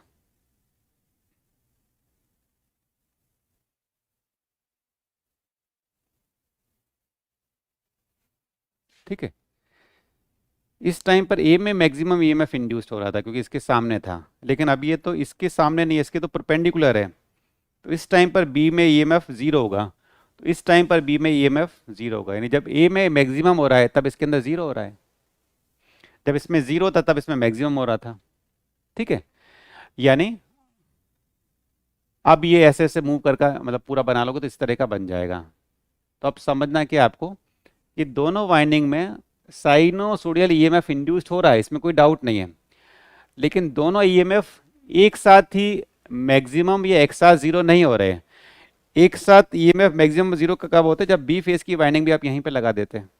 तो जब ए वाला मैक्सिमम है तो बी वाला भी मैक्सिमम हो जाता, लेकिन यहाँ पर उल्टा है, जब ए मैक्सिमम है तो बी वाला जीरो है, जब बी मैक्सिमम है तो ए वाला जीरो है। ठीक है, इसका मतलब दोनों में ईएमएफ जो इंड्यूस्ड हुआ है वो साइनोसोडियल है, बट इन दोनों के बीच में कुछ फेज डिफरेंस है। अब फेज डिफरेंस का मतलब क्या होता है, समझ रहे हो? फेज का मतलब समझना, फेज डिफरेंस कहते हैं, फेज डिफरेंस है। हम कहते हैं कि भाई ये वाला एंगल होता है 90 डिग्री, हम इसको बोलते हैं 90 डिग्री। एक इस साइकिल को हम बोलते हैं 180 डिग्री, इसको बोल लेते हैं 2 पाई डिग्री, तो यहाँ तक 90 डिग्री। तो हमने बोला कि इन दोनों के बीच में 90 डिग्री का डिफरेंस है। अब ये 90 डिग्री का डिफरेंस का मतलब ये टाइम का डिफरेंस है, जो अभी मैंने आपको बताया था। ये इसको इधर से इधर लाने में टाइम लग रहा है, टाइम, तो टाइम के साथ में ईएमएफ चेंज हो रहा है, टाइम के साथ में ईएमएफ चेंज होता है। जब भी हम लोग कहते हैं E equivalent to E M sine omega T या V equivalent to V M sine omega T, यानी ये मेरा टाइम के साथ में चेंज होता है साइनोसोडियल तरीके से। टाइम के साथ में चेंज हो, इसी के लिए आपने इन दोनों को 90 डिग्री की स्पेस में लगाया हुआ है। जितना डिग्री के ऊपर इनका स्पेस एंगल होगा उतना ही आपका फेज एंगल क्रिएट होगा, ध्यान रखें। जितना इन दोनों के बीच में स्पेस एंगल है एग्जैक्टली उतना ही वहाँ पर टाइम एंगल क्रिएट हो रहा है। अब टाइम एंगल का मतलब क्या होगा, जैसे मैंने बोला 90 डिग्री का डिफरेंस है 90 डिग्री डिफरेंस होने का मतलब क्या है कि जब ए के अंदर जीरो ईएमएफ था, बी के अंदर मैक्सिमम ईएमएफ था, यहाँ पर मैक्सिमम और नेगेटिव ईएमएफ था। कुछ टाइम के बाद ए को यहाँ से लेकर यहाँ पर जब आ रहा है, इतना टाइम लग रहा है इस जगह पर आने में, इधर आ गया, इसको मैं बोल रहा हूँ 90 डिग्री। तो इस ओमेगा टी से 90 डिग्री, इसका मतलब टाइम क्या हो जाएगा 90 अपॉन ओमेगा। अगर फ्रीक्वेंसी हमारी 50 है तो टाइम क्या हो गया 90 अपॉन 2 पाई इंटू 50, कितना सेकेंड हो गया? 90 को अगर मैं 100 पाई से डिवाइड कर दूं,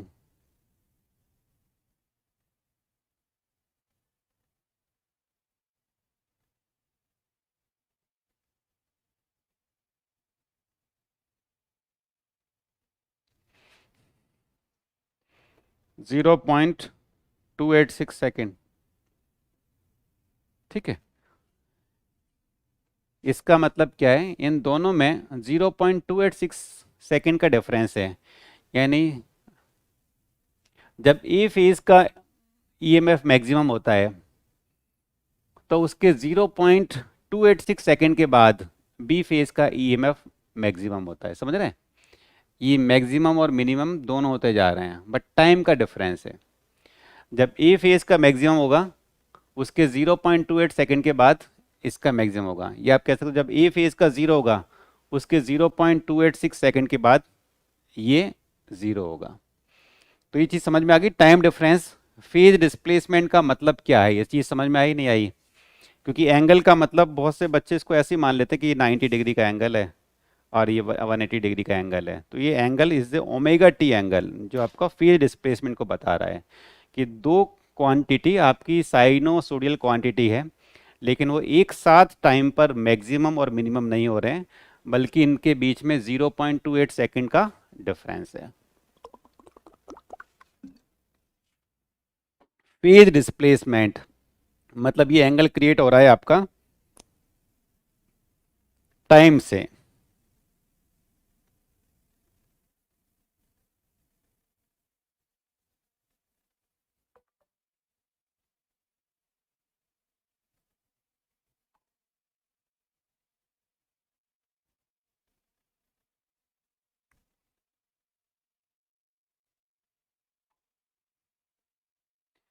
ठीक है, बताइए फेज डिस्प्लेसमेंट का मतलब समझ में आ गया आपको?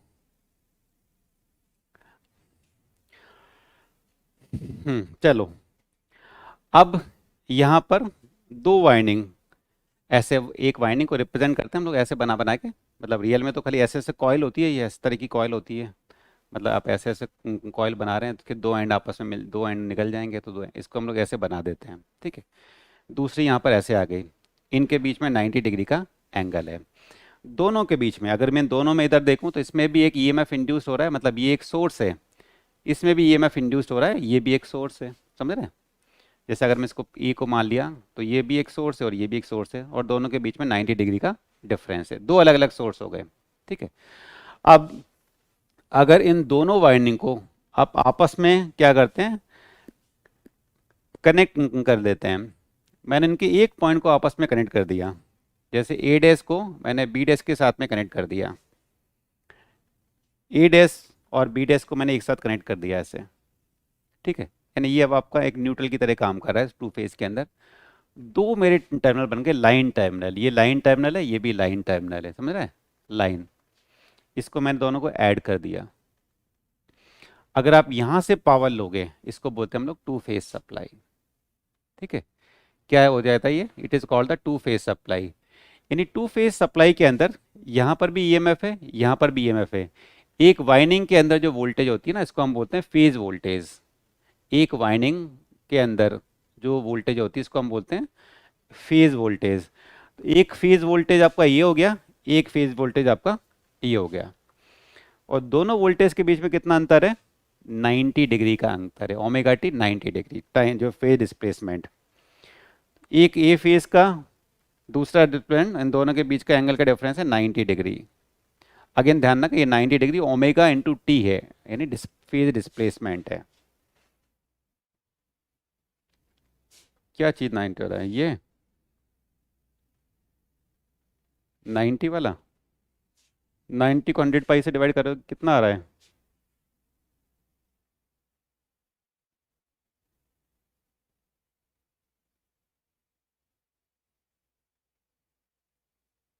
ये तो आ रहा है 0.286। अरे हाँ हाँ हाँ हाँ, ये मेरा डिग्री के अंदर है तो आपको यहाँ पर डिग्री लेना पड़ेगा ना, या तो आप इसको पाई/2 कर लो, दोनों को रेडियन में कन्वर्ट कर दो, कितना आ जाएगा ये, 1/200।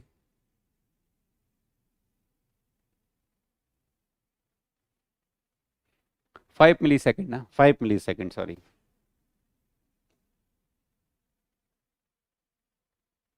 5 मिली सेकेंड का डिफरेंस है।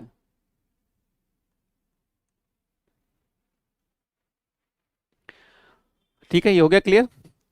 एक फेज, एक वाइंडिंग के अक्रॉस वोल्टेज को हम बोलते हैं फेज वोल्टेज, और लाइन टर्मिनल के अक्रॉस जो वोल्टेज होता है इसको बोलते हैं लाइन वोल्टेज। मेरा एक टर्मिनल यहाँ से आ रहा है, एक टर्मिनल यहाँ से आ रहा है, तो यहाँ पर जो वोल्टेज होगा इसको हम बोलते हैं लाइन वोल्टेज। आया क्लियर ये चीज, वाइंडिंग के अक्रॉस वोल्टेज को फेज वोल्टेज,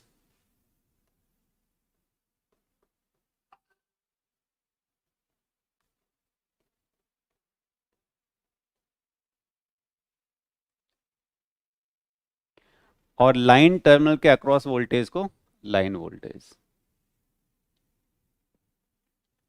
तो दोनों फेज वोल्टेज में 90 डिग्री का फेज डिस्प्लेसमेंट है। इनके बीच का जो वोल्टेज अगर मैं निकालूंगा कितना हो जाएगा, ये बताइए कितना हो जाएगा। तो वी पी स्क्वायर कितना हो गया, √2 वी पी स्क्वायर। तो लाइन वोल्टेज फेज वोल्टेज का √2 टाइम होता है, ठीक है।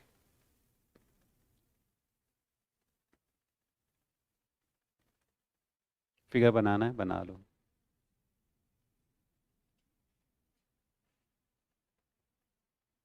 कौन सा फिगर क्लियर नहीं आ रहा है इसमें, सही तो आ रहा है, कौन सा फिगर क्लियर नहीं आ रहा।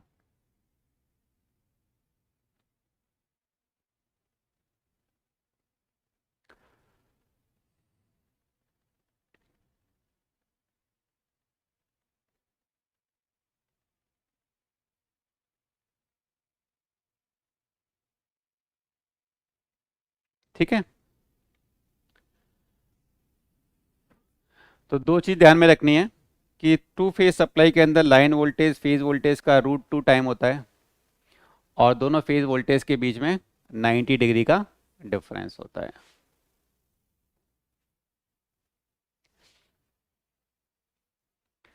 फेज डिस्प्लेसमेंट 90 डिग्री और लाइन वोल्टेज फेज वोल्टेज का √3 टाइम।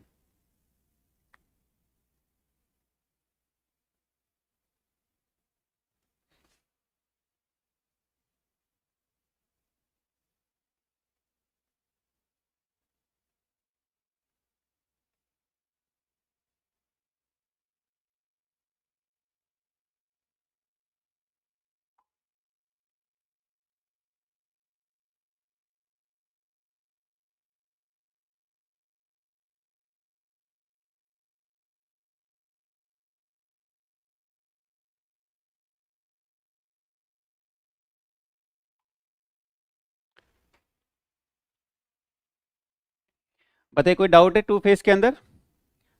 समझ गए ना, फेज का मतलब क्या होता है, लाइन वोल्टेज का मतलब क्या होता है। इसी तरह हमारा थ्री फेज सप्लाई आती है। ठीक है, थ्री फेज के अंदर हम लोग तीन अलग अलग वाइंडिंग ले रहे हैं।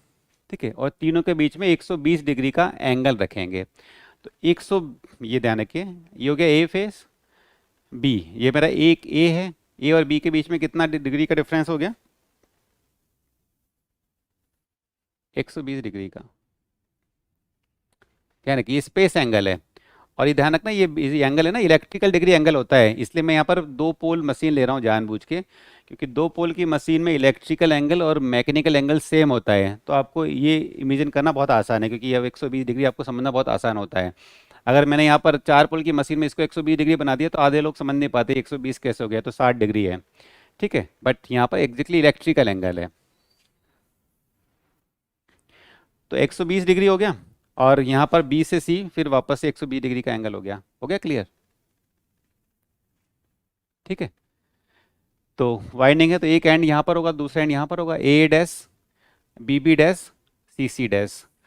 अब मैंने पहले की तरह आपको बताया कि जब ये यहाँ पर ई फेज के अंदर मैक्सिमम ईएमएफ इंड्यूस्ड हो रहा है, उस टाइम पर बी और सी फेज में मैक्सिमम ईएमएफ इंड्यूस नहीं हो रहा होगा। बी के अंदर ईएमएफ कब इंड्यूस्ड होगा मैक्सिमम? जब मेरा ये एन वाला पार्ट घूम के यहाँ पर आ जाएगा। तो इसको कितना कुछ टाइम लगेगा यहाँ से यहाँ पर आने पर, तब बी के अंदर ईएमएफ मैक्सिमम होगा। ठीक है, तो इन ए और बी फेज में इतना डिफरेंस है, कितना डिफरेंस है? 120 डिग्री रोटेट होने में जो टाइम लग रहा है, उतना इनके दोनों के बीच में फेज डिस्प्लेसमेंट है। तो थ्री फेज सप्लाई के अंदर तीन वोल्टेज हैं सेम फ्रिक्वेंसी की। सेम फ्रिक्वेंसी का मतलब बेसिकली एक ही स्पीड पे हम रोटेट कर रहे हैं, तो यही आपका ईएमएफ को इंड्यूस कर रहा है। The amplitude of all three voltages are same and there is a phase difference of 120 degree between them. It is called a three phase balance supply. समझना इस चीज़ को। जैसे मैंने यहाँ पर ए फेज का वोल्टेज बनाया, पहले चीज़ तो आपको समझ गए कि जब भी तीनों वाइंडिंग होगी, तीनों वाइंडिंग में जो ईएमएफ इंड्यूस होगा वो इंडिविजुअली साइनोसोडियल होता है। जैसे मैंने आपको टू फेज में बताया कि इंडिविजुअल जो वोल्टेज हो रहा है वो आपका साइनोसोडियल है, बट इनके बीच में फेज डिस्प्लेसमेंट है।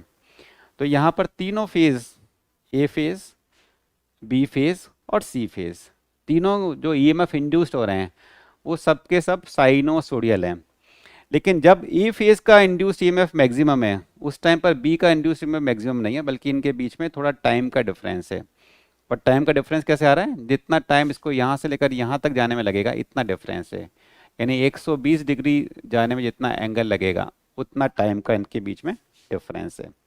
इसलिए हम लोग कैसे बनाते हैं, अगर ए को आपने 0 डिग्री से स्टार्ट किया, तो बी को आप स्टार्ट करते हो 120 डिग्री से, पीछे जा रहा है ध्यान रखिए। सी को स्टार्ट करते हैं 240 से, यानी बी लैग कर रहा है ए से, सी उससे भी लैग कर रहा है। लैग का मतलब समझ रहे हैं? सबसे पहले मेरा ए का ईएमएफ मैक्सिमम होगा, उसके बाद बी का होगा, और बी के बाद सी का होगा। यानी ए पहले आगे जा रहा है, उसके बाद में बी है, उसके बाद में सी है।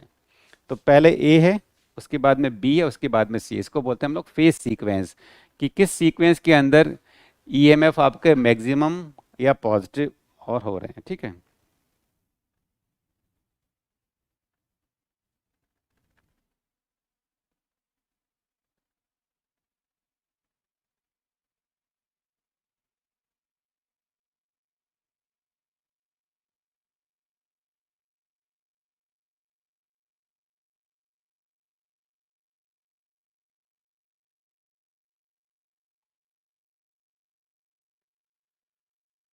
बता रहा हूँ, एक सेकेंड।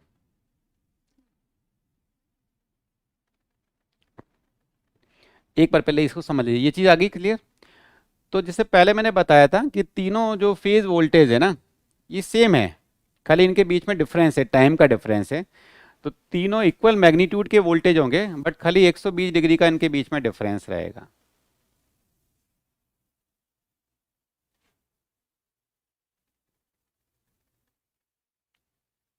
ये हमारा थ्री फेज की बैलेंस सप्लाई होती है। ठीक है, थ्री फेज की बैलेंस सप्लाई होती है।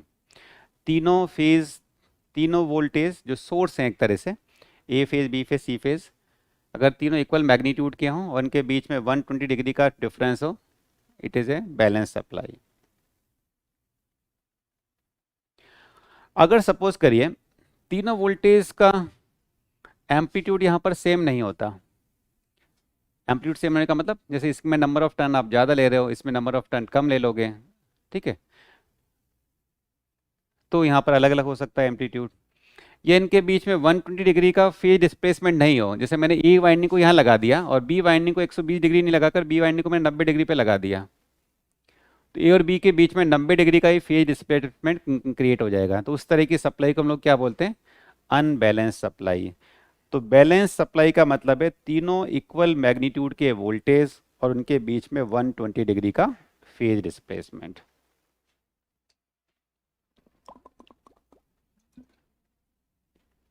अगर एक भी चीज एग्जिस्ट करती है ना, मतलब अनबैलेंस है। एम्पलीट्यूड इक्वल नहीं है, अनबैलेंस। फेज एंगल 120 डिग्री का डिफरेंस नहीं है, अनबैलेंस। दोनों ही नहीं है, अनबैलेंस। कुछ भी, अगर ए और बी के बीच में 120 डिग्री है लेकिन बी और सी के बीच में नहीं है, तब भी।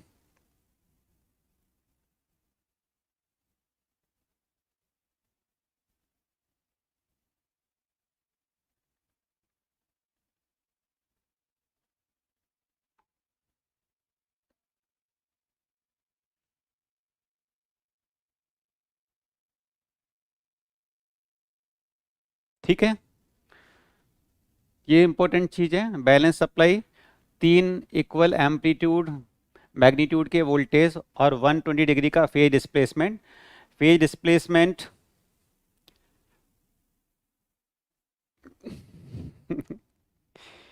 तुम लोगों को यार इलेक्ट्रिकल एंगल और मैकेनिकल एंगल नहीं समझ में आता ना।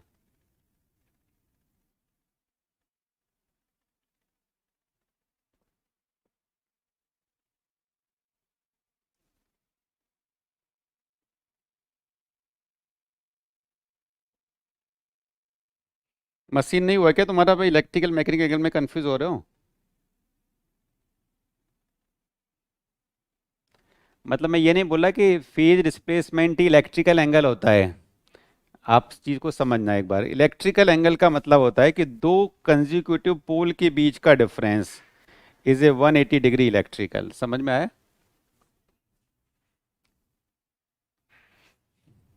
एक सेकंड में आपको यहाँ पर बताता हूँ।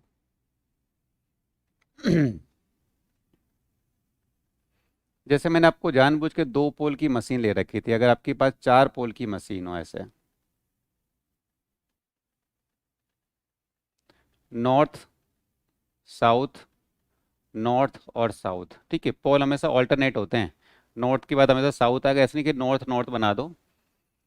तो दो कंजिक्यूटिव पोल के बीच का जो ये होता है ना, ये आपका 180 डिग्री होता है इलेक्ट्रिकल के अंदर। It is called the 180 degree electrical angle. समझ में आई ये चीज? ये आपका 180 डिग्री इलेक्ट्रिकल एंगल है।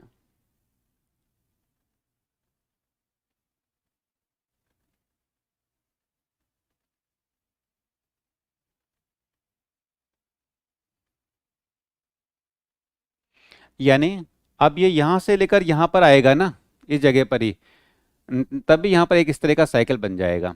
जब आप मशीन को पढ़ते हो ना डिटेल में, तो आपको पता लगेगा कि ये वाला यहाँ से लेकर यहाँ पर आएगा। इसको पूरा यहाँ जाने की जरूरत नहीं पड़ रही, अभी यहाँ से लेकर मेरा पूरा यहाँ पर आ रहा था, तब जाकर 180 डिग्री बना था, लेकिन अब यहाँ से लेकर यहाँ पर आने पे 180 डिग्री बन जाएगा। ठीक है,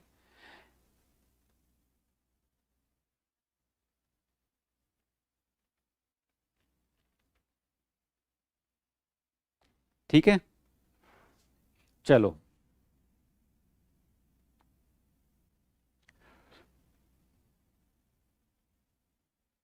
ये लिख दिया मैंने। इन ऑल्टरनेटर के अंदर हम लोग जब भी हम लोग पावर बनाते हैं तो सिंक्रोनस जनरेटर होता है, हम लोग सेम वाइंडिंग यूज़ करते हैं, एक फेज, बी फेज, सी फेज के लिए। और इनको हम लोग 120 डिग्री इलेक्ट्रिकल एंगल के ऊपर रखते हैं। इसका मतलब आपको वहाँ से बैलेंस सप्लाई ही मिलती है। तो नॉर्मल आपको बैलेंस सप्लाई ही मिलेगी। ठीक है।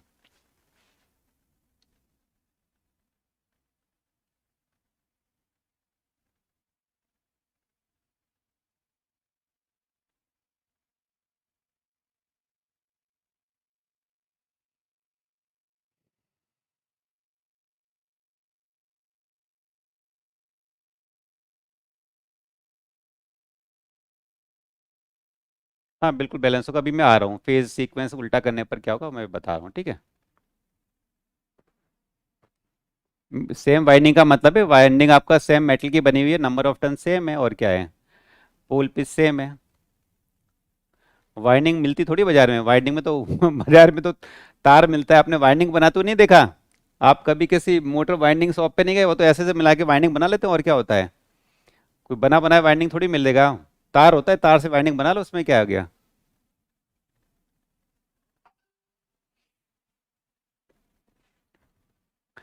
टेस्ला ने इंडक्शन मोटर इन्वेंट की थी। ठीक है। अब आइए, अब मैं आपको बता रहा हूँ, सीक्वेंस की बात कर रहे थे हम लोग। सीक्वेंस अभी हमने यहाँ पर देखा कि पहले ए फेज मैक्सिमम हुआ, उसके बाद में बी फेज, उसके बाद में सी फेज, क्योंकि हमने इसको ऐसा रखा हुआ था। ए के बाद में रखा हुआ था मैंने बी, और बी के बाद मैंने रखा हुआ था सी। ठीक है। इसका मतलब पहले ए फेज मैक्सिमम हो रहा है, उसके बाद बी फेज, और उसके बाद सी फेज। अगर मेरा सीक्वेंस ऐसा है ए बी सी, हमेशा इसको ऐसे राउंड लगाते हैं ना, ऐसे राउंड क्लॉक वाइज राउंड लगा के देखना ए बी सी, तो इसको हम बोलते हैं पॉजिटिव सीक्वेंस सप्लाई। यानी ए फेज अगर मैंने मान लिया V M sine omega T, आप समझना,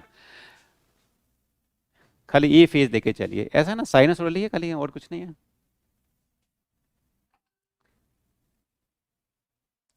साइनसोइडल वोल्टेज मतलब टाइम के साथ में चेंज होती है, वी एम। बी वाला भी सेम है, बट बी वाला यहाँ से स्टार्ट हो रहा है, दैट्स ऑल, और कुछ नहीं है।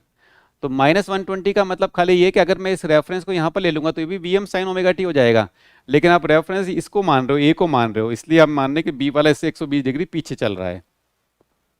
तो दोनों बिल्कुल सेम है, खाली डिफरेंस है इनका बीच का फेज डिफरेंस। सी वाला इसके और आगे से स्टार्ट हो रहा है, ऐसे। हो गया क्लियर? अब आपको पता है किसी भी एंगल में हम 360 डिग्री ऐड कर दें तो -240 और 120 एक ही चीज होती है, ध्यान की कोई अंतर नहीं है। -240 +360, ये एक ही चीज है।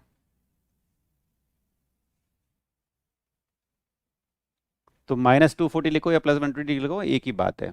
ठीक है।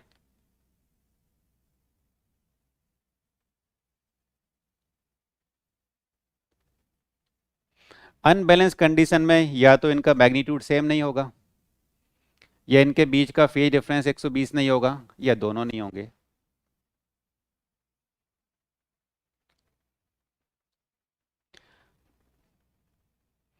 आपको फेज के रूप में लिखना आता है ना? फेज के रूप में किस तरह लिखते हैं, फेजर तो बताया हुआ ना आपको सर ने। जैसे हम लोग ऐसे लिखते हैं ना, जैसे वी, मैंने यहाँ पर लिखा V equal to V A sine omega T, V M sine omega T. Phasor हम लोग दोनों तरीके से लिख सकते हैं, चाहे तो आरएमएस वैल्यू की टर्म में लिख सकते हैं, या मैक्सिमम वैल्यू की टर्म में लिख सकते हैं। मतलब इसकी जो आरएमएस वैल्यू है ये वीपीएच है, और इसका फेज डिफरेंस जीरो, जीरो का मतलब मैंने इसको रेफरेंस माना हुआ है। ये मत बोलना, क्योंकि ये तो ऐसे तो चेंज टाइम के साथ में तो चेंज हो ही रहा है, नो डाउट। मतलब इसको मैंने रेफरेंस माना हुआ है। अगर मैं यहाँ पर ऐसे वी वी बी को लेता हूँ तो ये है V M sine omega T,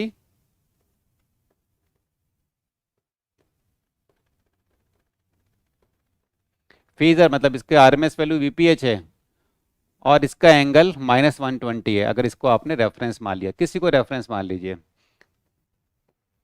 कुछ कुछ डायरेक्ट वीएम ही लिख देती है, मतलब ये भी अलाउड है, ऐसा नहीं अलाउड नहीं है। आप फेज वैल्यू की टर्म में लिख सकते हो, आरएमएस वैल्यू की टर्म में लिख सकते हो।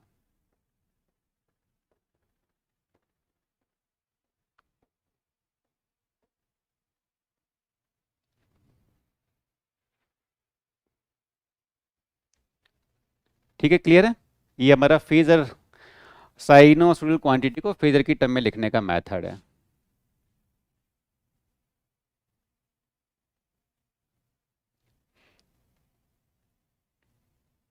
अब मैं यहाँ पर नेगेटिव सीक्वेंस पे आ रहा हूँ। अगर सीक्वेंस आपका ए बी सी नहीं होकर ए सी बी हो, ए सी बी आपका किस तरह होगा कि यहाँ पर आपने पहले ए फेस की वाइंडिंग लगा दी, ए और ए डैश, उसके बाद सी फेस की वाइंडिंग आपने लगा दी, सी और सी डैश, और उसके बाद आपने बी फेस की वाइंडिंग लगाई है। या तो ऐसा हो सकता है, या फिर क्या हो सकता है, मतलब जैसे पहले ए आएगा, ए के बाद सी आएगा, सी के बाद बी आएगा। या क्या होता है,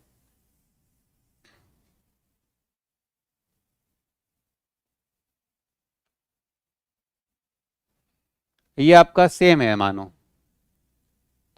सेम ही लेके चल रहा हूं, ए डैश, बी बी डैश, सी सी डैश।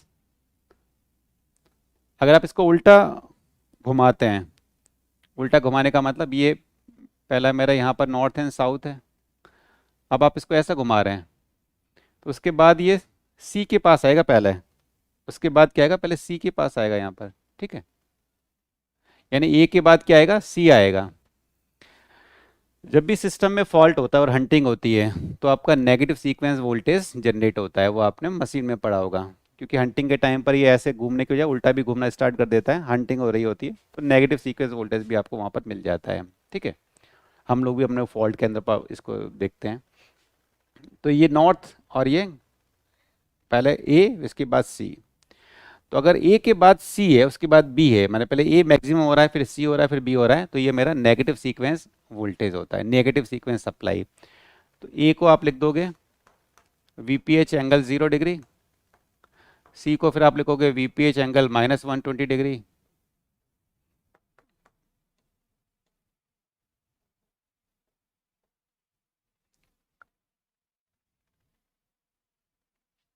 ठीक है।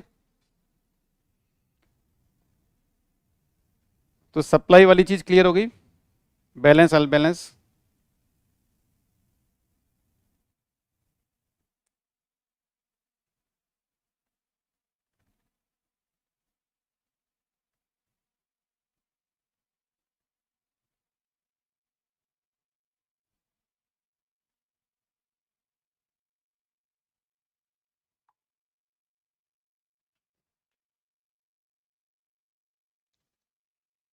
चलो ये चीज क्लियर होगी ना, ACB ABC ये आपका फेज सीक्वेंस होता है।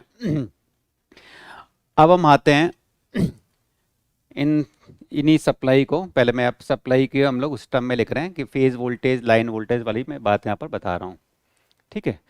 तो यहाँ पर आपके पास में ए है, पहले मेरे ए फेज की वाइंडिंग है ए,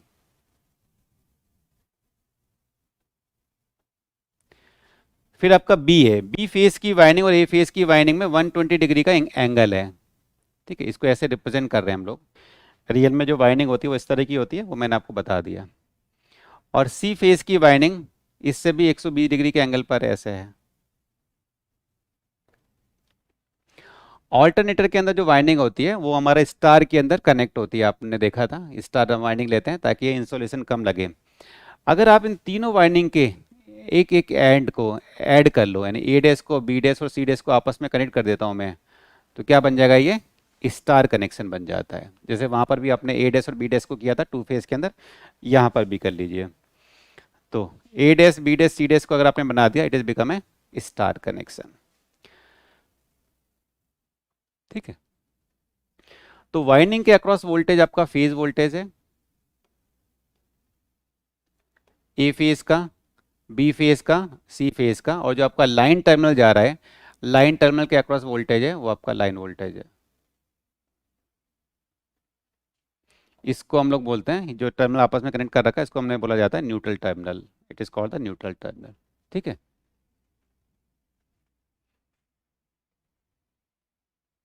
जीरो सीक्वेंस अभी बाद में, अभी खाली हम लोग खाली थ्री फेज सप्लाई की बात कर रहे हैं ना, नॉर्मल सप्लाई। या तो पॉजिटिव सीक्वेंस हो सकता है, नेगेटिव सीक्वेंस, मतलब ABC सीक्वेंस CB अगर दिया हुआ है, नहीं दिया तो आप इसको पॉजिटिव सीक्वेंस ही मानेंगे।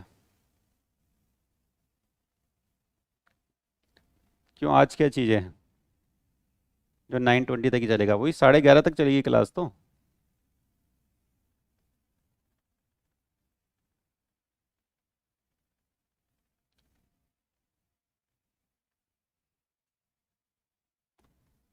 इम्पल्स कहाँ पर आ गया? कहाँ पर इम्पल्स लिखा हुआ है?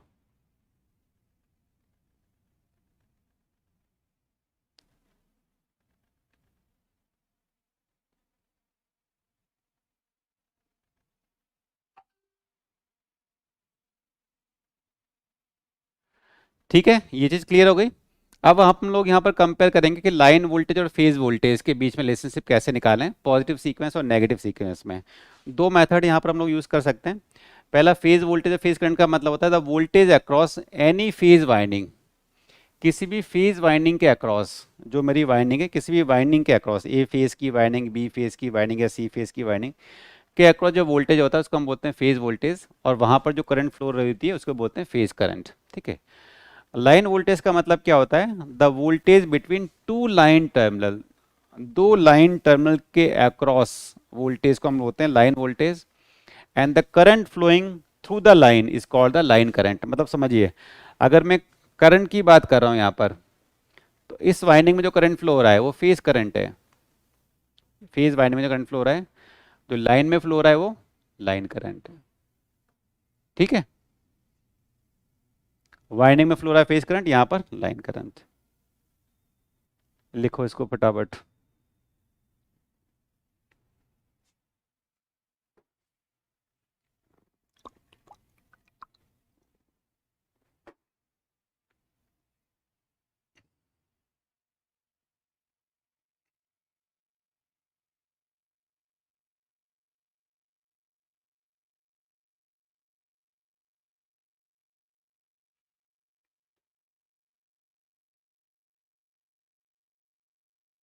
हाँ, तो अलग अलग लाइन वोल्टेज है ना, ए और बी के बीच में, बी और सी के बीच में, सी और ए के बीच में।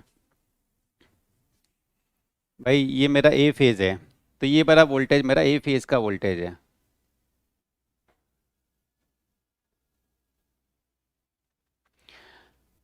ए और न्यूट्रल के बीच में, बी और न्यूट्रल के बीच में वोल्टेज मेरा बी बी फेज का वोल्टेज है।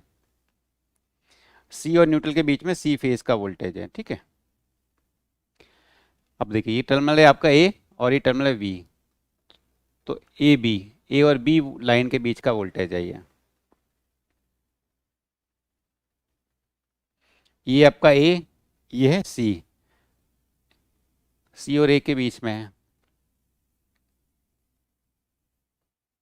ये बी और ये सी, तो ये वाला लाइन वोल्टेज है बी और सी के बीच में।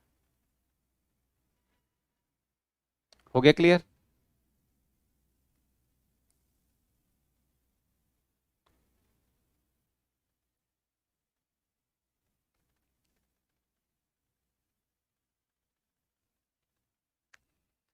ये चीज़ क्लियर हो गया ना कि फेज वोल्टेज क्या होता है, लाइन वोल्टेज क्या होता है, फेज करंट क्या होता है, लाइन करंट क्या होता है।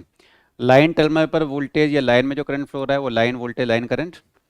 वाइंडिंग पर वोल्टेज, वाइंडिंग में current, phase voltage, phase current. लिख लिया ये आपने?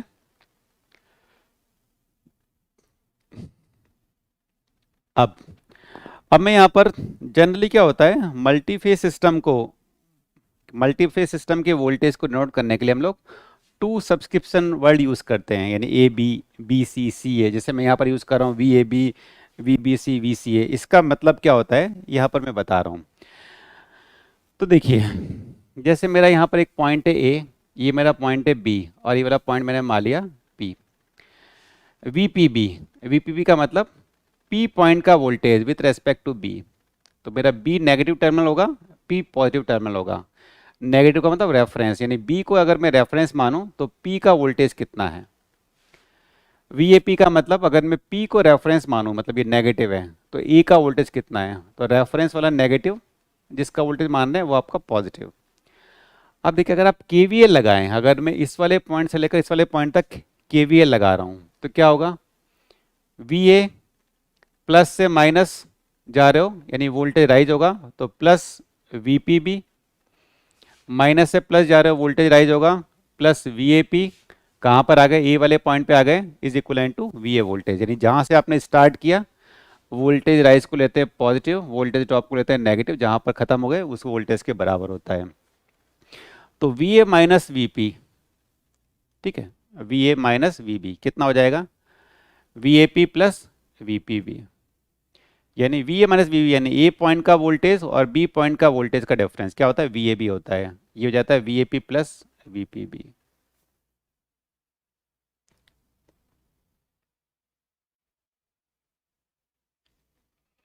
मतलब जनरल आप मान के चलिए, जैसे अगर मेरे को ए और बी का मतलब क्या हो गया, ए पॉइंट का potential with respect to B point के पोटेंशियल, तो आप इसको एक वेक्टर की तरह मान सकते हो। जैसे मैंने कुछ भी टर्म ले लिया, जैसे मैंने यहाँ पर पी लिया हुआ है, V A P V P V, मतलब पी और पी अगर दोनों एक साथ है तो मतलब मान लो ये वी ए बी के बराबर होगा। समझ में आ रहा है?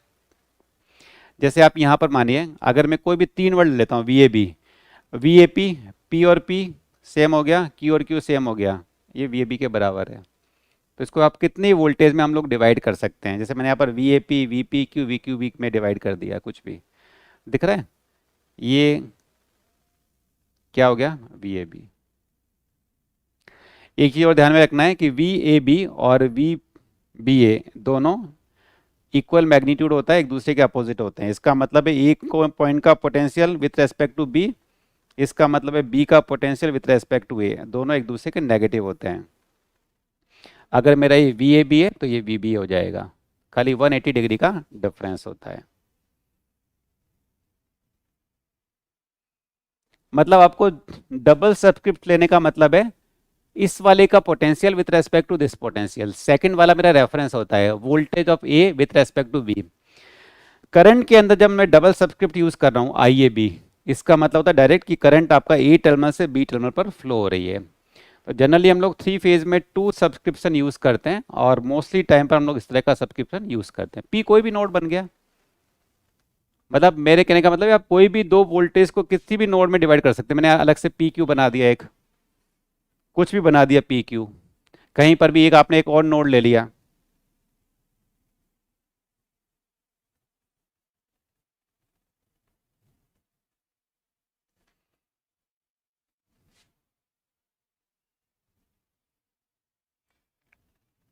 मतलब मानिए जैसे आपके पास में ये था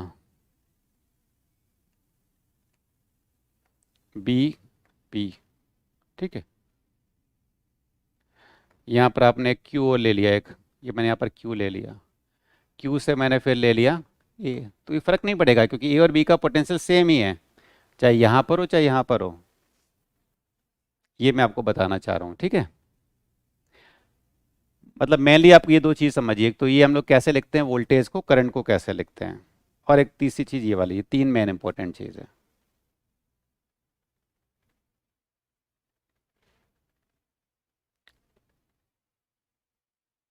कोई भी नोड में यहाँ पर ऐसे ऐड कर सकता हूँ, लिख लिया आपने ये। अब देखिए, सबसे पहले मैं आपको बता रहा हूँ पॉजिटिव सीक्वेंस, जो मैंने अभी बनाया था ना, इसी को मैंने वापस बना दिया है, ए बी सी, ए बी और सी, ये न्यूट्रल है। तो अगर मेरे को ए पॉइंट का potential with respect to neutral बनाना होता है तो क्या लिखूंगा, वी ए एन, यानी ए पॉइंट का potential with respect to neutral, मतलब ए मेरा पॉजिटिव है और न्यूट्रल मेरा नेगेटिव है, तो ये मेरा रेफरेंस है न्यूट्रल, इसके कंपेरिजन में इसका potential. V B N, B का potential with respect to neutral, तो बी पॉजिटिव है न्यूट्रल नेगेटिव, मतलब रेफरेंस है। V C N, C point का potential with respect to neutral, यानी ये वाला टर्मिनल आपका नेगेटिव है। अगर A dash B dash C dash को आप आपस में कनेक्ट कर लेते हो तो फिर हमारे तीन लाइन टर्मिनल बन जाते हैं, ए वाला, बी वाला और सी वाला, मतलब ये बन गया ए, ये बन गया बी और ये बन गया सी। सीक्वेंस देखने के लिए आपको ऐसे देखना होता है, ध्यान, ऐसे नहीं कि आपने यहाँ पर ऐसे देख लिया, ये नहीं देखना था, ऐसे ऐसे देखिए, ए के बाद बी, बी के बाद सी।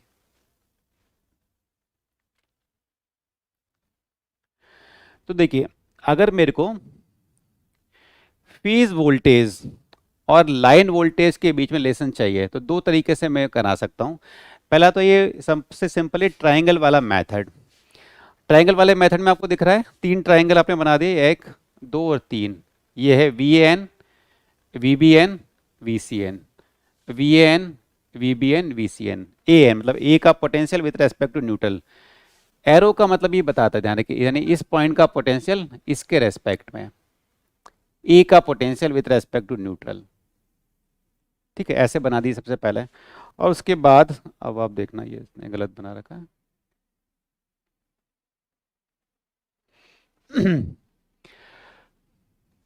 इसका मतलब जब आपको ऐसे पॉइंट मिल जाता है ना, ये मेरे को मिल गया ए पॉइंट, ये बी पॉइंट और ये C point, V A B, A का potential with respect to B, ये हो गया V A B. V B C, B का potential with respect to C. V C S, C का potential with respect to A. तो ये मेरा we A B हो गया, ये वी बी सी हो गया, और ये वी सी हो गया, ये V N, V B N, V C N. दिख रहा है? तो इस तरह हम लोग इनके बीच में कितना फेज डिस्प्लेसमेंट में निकाल सकते हैं डायरेक्ट ट्राइंगल बनाकर। बताइए, यहाँ तक कोई डाउट?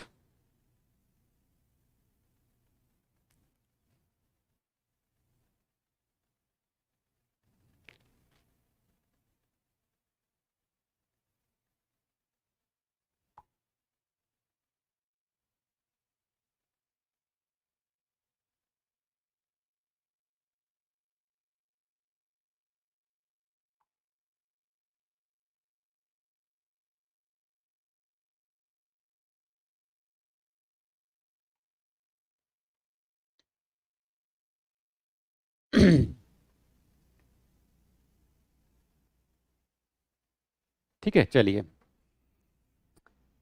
सबसे एकदम सिंपल है, ये मैंने ध्यान रखिए पॉजिटिव सीक्वेंस लिया है, this is a positive sequence, A के बाद बी, बी के बाद सी।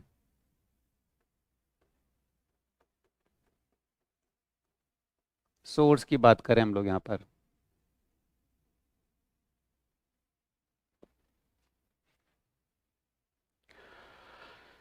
अगर आपको एंगल देखना हो तो देखिए, ये वी एन है, बताने के लिए बना दिया ऐसे V N, V B N, V C N. ये आपको पता है 120 डिग्री का डिफरेंस होता है, ऐसे 20 डिग्री का डिफरेंस, तो ऐसे बना लिया आपने। तो अगर वी बी सी आपका ऐसे स्ट्रेट है, वी बी सी मैंने ऐसे बना दिया, वी ए बी ऐसे, तो ये वी ए बी बना दिया, वी सी ऐसे है, तो वी सी बना दिया, जस्ट मैंने जस्ट बनाने के लिए चक्कर में। इन्हें आप समझिए। सबसे पहले अगर मैं वी बी सी को रेफरेंस माना, इसके एंगल को आपने जीरो माना, तो लाइन वोल्टेज के बीच में 120 डिग्री का डिफरेंस आ रहा है, यानी इसका कितना हो जाएगा, 120 डिग्री ज़्यादा हो जाएगा, और ये वाला 120 डिग्री कम हो जाएगा। तो मेरा वी ए बी 120 डिग्री हो गया, ये 0 डिग्री, और ये माइनस 120 डिग्री। बताइए, चीज़ क्लियर है? ये चीज़ खाली उसी से ट्राइंगल से मैंने निकाल लिया है। अगर ये 0 डिग्री है तो ये 120 डिग्री पॉजिटिव, ये 120 डिग्री नेगेटिव, क्योंकि नीचे जा रहा है। आप एक जगह पर ऐसे बना लीजिए ताकि ये इजी हो जाएगी चीज़ें।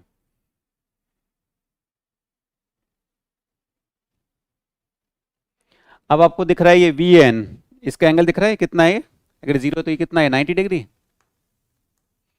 अब फेज के बीच में भी 120 डिग्री का डिफरेंस होता है, अगर 90 है तो बी वाला इससे 120 डिग्री कम होगा, तो कितना हो जाएगा, 90 माइनस 120, कितना हो जाएगा, -30। तो ये क्या, -30, -30। सी वाला इससे भी 120 डिग्री कम होगा, कितना हो जाएगा, -120 डिग्री, तो हो जाएगा -150 डिग्री। ये आ गया।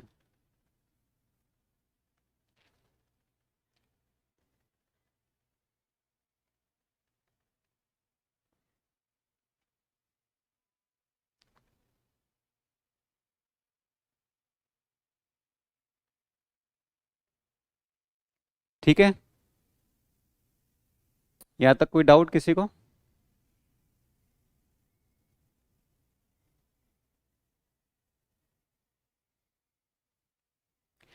अब आपको यहाँ पर दिख रहा है कि ये लाइन वोल्टेज है, ये फेज वोल्टेज है, इनके बीच में 30 डिग्री का डिफरेंस दिख रहा है, आपको दिख रहा है? मतलब अगर मेरा ये लाइन वोल्टेज है तो इससे 30 डिग्री कम आपका फेज वोल्टेज आ रहा है। 30 डिग्री कम कर दीजिए, 30 डिग्री कम कर दीजिए,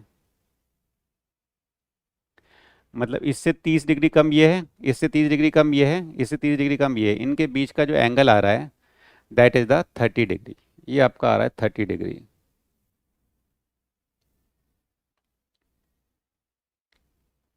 फेज वोल्टेज और लाइन वोल्टेज के बीच में 30 डिग्री का फेज डिस्प्लेसमेंट होता है। तो यहाँ पर एक तो ये वाला मेथड मैंने आपको बता दिया, ये आपका मेथड है ट्राइंगल के थ्रू बनाना। 240 भी लिख सकते हो, जो मर्जी लिख दो आप, इसको कोई फर्क नहीं पड़ता, ठीक है? इसको आप -240 भी लिख सकते हो, ठीक है? वो मैं आपको बता दूंगा, -240 और 120 सेम ही एंगल होता है। दूसरा है ट्राइंगल, अगर आप नहीं बना रहे हैं, खाली आप कोई वोल्टेज बना लीजिए। जैसे मैंने आपका ए फेज का वोल्टेज बना लिया, इसको मैंने 0 मान लिया अभी, ठीक है? इसको मैंने रेफरेंस मान लिया, ये मेरा है V A, V A, V का मतलब वी ए एन है, ध्यान रखना, वी ए एन। तो बी फेज का वोल्टेज इससे 120 डिग्री लैग करेगा, तो ये हो गया V B N. C phase का इससे 120 डिग्री लैग करेगा, तो ये हो गया वी सी एन। ठीक है, ये दूसरा मेथड है। ये वी सी है तो ये नेगेटिव वी सी हो जाएगा, ये वी बी है तो नेगेटिव वी बी हो जाएगा, ये वी है तो ये नेगेटिव वी ए हो जाएगा।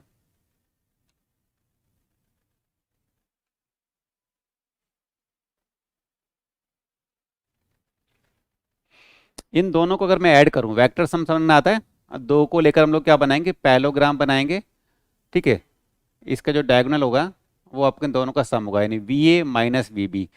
वी माइनस वी बी कितना हो गया, वी ए बी, तो ये आपका वी ए बी आ गया, यानी ये आपका आ गया वी ए बी। तो इससे भी आप देख सकते हैं कि लाइन वोल्टेज और फेज वोल्टेज के बीच में 30 डिग्री का डिफरेंस आ रहा है, एक ही बात है, ठीक है? या ये वी बी और ये वी सी है, तो ये हो जाएगा V B minus V C, V B C. और ये हो जाएगा, ग्रीन से जो बना रहा हूँ ये लाइन वोल्टेज है, सी ए, वी सी ए, ये वी सी हो जाएगा। किसी को भी आप रेफरेंस ले सकते हैं, ऐसा नहीं कि किसी को ए को ही मेरे को रेफरेंस लेना, जो जिसको मर्जी, आपको एग्जाम में दिया हुआ है ना, आप किसी को भी रेफरेंस ले सकते हैं। बस आपको देखना है कि रेस्पेक्टिव फेज वोल्टेज में 120 डिग्री का फेज डिफरेंस है और लाइन वोल्टेज के बीच में 120 डिग्री का फेज डिफरेंस है, लेकिन लाइन और फेज वोल्टेज के बीच में 30 डिग्री का डिफरेंस है।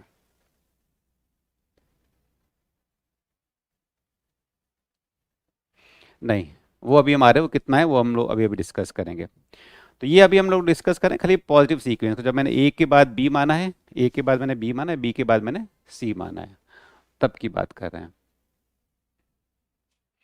अब आप देखिएगा ये तो मेरे को पता ही है, ये भी हमने बता दिया, अगर आप वी ए के अंदर वी बी ऐड करते हो, वी ए में ऐड करो माइनस वी, तो वी ए बी हो जाता है, ये लाइन वोल्टेज हो गया 30 डिग्री। तो ये अगर आप 0 मान रहे हो तो इसका एंगल आपका 30 डिग्री हो गया। इस तरह आप इसकी एंगल की वैल्यू को ले सकते हो। सबसे पहले तो मैं निकालता हूँ मैग्नीट्यूड में क्या रिलेशनशिप है। ये मेरा फेज वोल्टेज है और ये लाइन वोल्टेज है, तो क्या लाइन वोल्टेज और फेज वोल्टेज इक्वल है या अलग अलग है? तो आप कोई भी एक पैरेललोग्राम ले लीजिए, कोई भी एक पैरेललोग्राम मैंने ले लिया, ये मेरा फेज वोल्टेज, इसका डायगोनल है लाइन वोल्टेज, और इन दोनों के बीच में कितना एंगल है पैरेललोग्राम के दोनों साइड के बीच में 60 डिग्री का, 30 डिग्री और 30 डिग्री, 60 डिग्री का डिफरेंस है। तो मैंने एक पैरेललोग्राम ले लिया है, ये मेरा फेज वोल्टेज है, ये भी फेज वोल्टेज मतलब वी बी है ना, वी बी मैग्नीट्यूड वाइज ये वी बी है, खाली अलग नेगेटिव बना दिया, ठीक है? इनके बीच में 60 डिग्री का डिफरेंस है।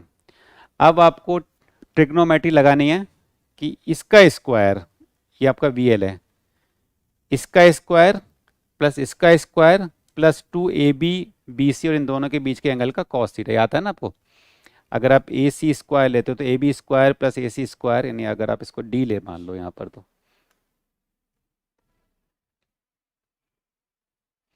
ए D square is the A B square plus A C square plus two A B A C और कॉस थीटा। ठीक है, ट्रिग्नोमेट्री का फॉर्मूला ये याद होगा, किसी भी रेक्टेंगल में जब हम लोग लगाते हैं तो देखिए कॉस 60 डिग्री, कॉस 60 कितना होता है 1/2, तो ये हो जाएगा 1/2, यानी हो गया वी पी एच स्क्वायर कितना डबल हो गया, तो ये 2 वी पी एच स्क्वायर हो गया प्लस 2 वी पी एच 1/2 कितना हो जाएगा 3 वी पी एच स्क्वायर।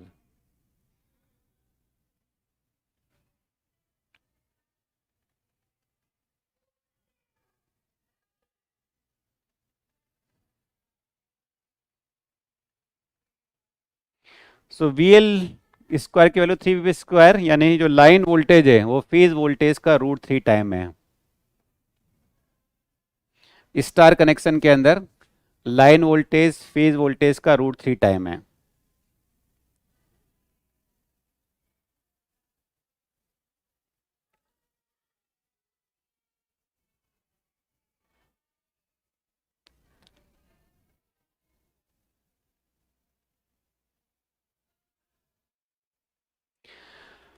अब हम लोग स्टार कनेक्शन की बात कर रहे हैं, तो स्टार कनेक्शन में मैंने आपको यहां पर दिखाया था पहले कि ये जो करंट फ्लो हो रहा है फेज के अंदर,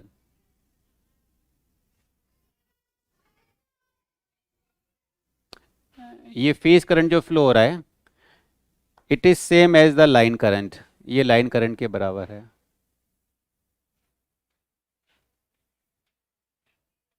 clear, the phase current is equal to the line current, यानी line voltage is the √3 times of the phase voltage, but line current and phase current are equal. Triangle method तो बहुत easy है, direct इसका triangle बना लो, बस ये बना, इसका आपने ट्रायंगल बना लिया। ये 0 डिग्री है तो ये 120 डिग्री माइनस 120 डिग्री ऐसे बना लेना इसको। तो अल्टीमेटली हमारे पास में क्या हो गया, दो चीज़ें आ गई हैं, लाइन वोल्टेज फेज वोल्टेज का √3 टाइम्स है, लेकिन लाइन करंट और फेज करंट इक्वल है।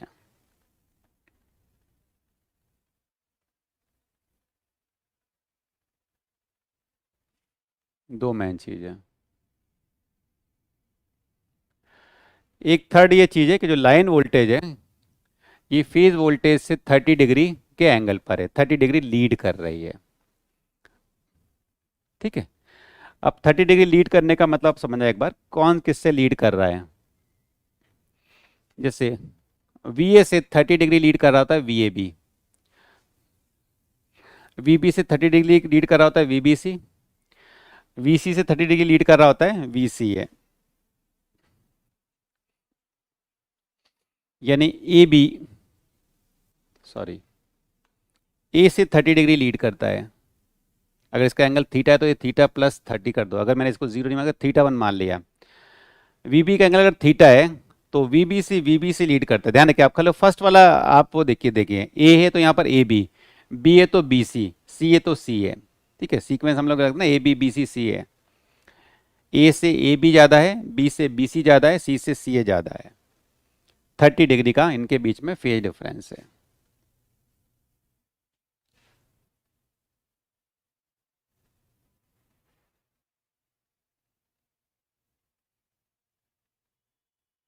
कहाँ पर माई बी सी,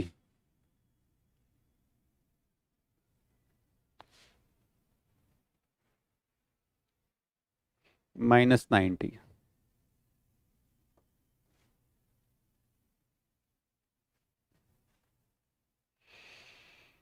ठीक है, अब मैं कंक्लूड कर रहा हूँ। अगर आपका स्टार कनेक्शन होता है, सप्लाई की बात करें, सप्लाई हो या लोड हो दोनों के लिए एप्लीकेबल है ये।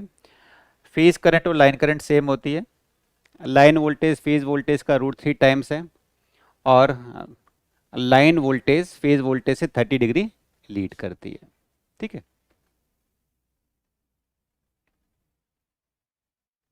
कोई डाउट इसके अंदर किसी को?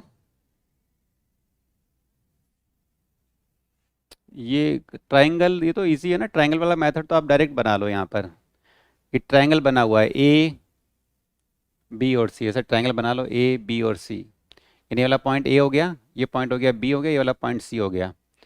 वी ए बी, एरो का मतलब होता है ए पॉइंट का potential with respect to B.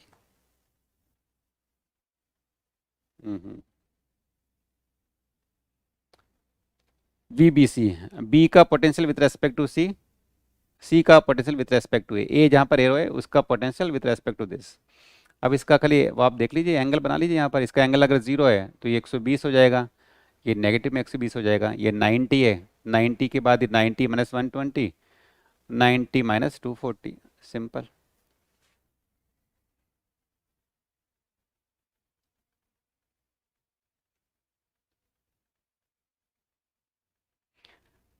देखिए आप इसको है ना फेजर की तरीके से भी प्रूफ कर सकते हैं, मैथमेटिकली अगर मैं प्रूफ करूं, ध्यान रखना।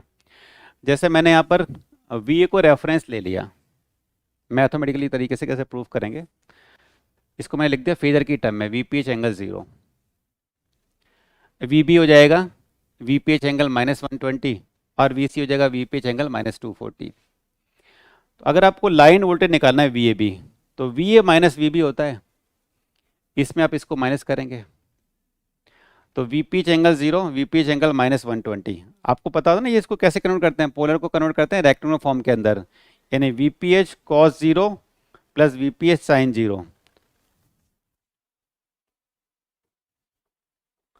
इसको हम लोग ऐसे लिखते हैं ना, V P H cos 0 plus J V P H sine 0। Sine 0 तो 0 हो गया, ये खाली क्या बच गया, V P H plus J 0, V P H plus J 0 आ गया। H E V P H -120 का मतलब कैसे निकालेंगे, ये हो जाता है V P H cos -120 plus J V P H sine -120।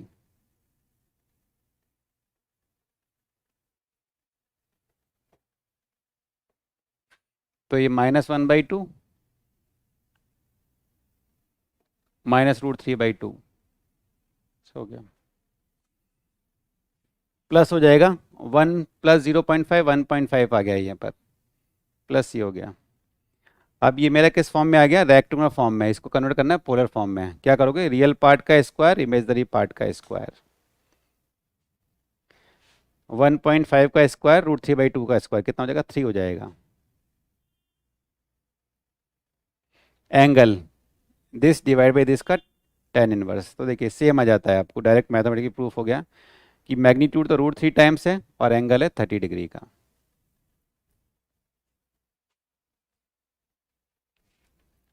Negative sequence में अभी मैं बता रहा हूँ।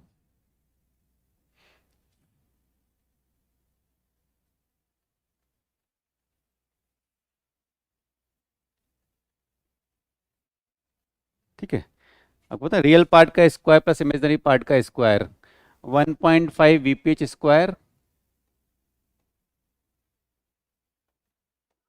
Plus √3/2 we P H square. ठीक है, ये आपका आ जाएगा √3 वी पी एच। मतलब इसको वापस से रेक्टेंगुलर को अपने कन्वर्ट करो पोलर फॉर्म में, और जो एंगल हो जाएगा, एंगल आ जाएगा tan inverse √3/2 we P H, 3/2 we P H, 1/√3, 30 degree.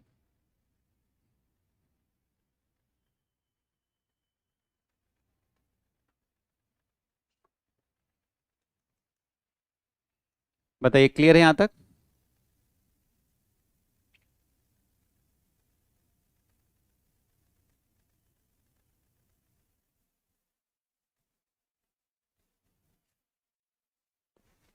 हाँ बट आपको फेजर में डील करना आना चाहिए, वरना फेजर डील नहीं कर पाओगे तो फिर मुश्किल हो जाएगा।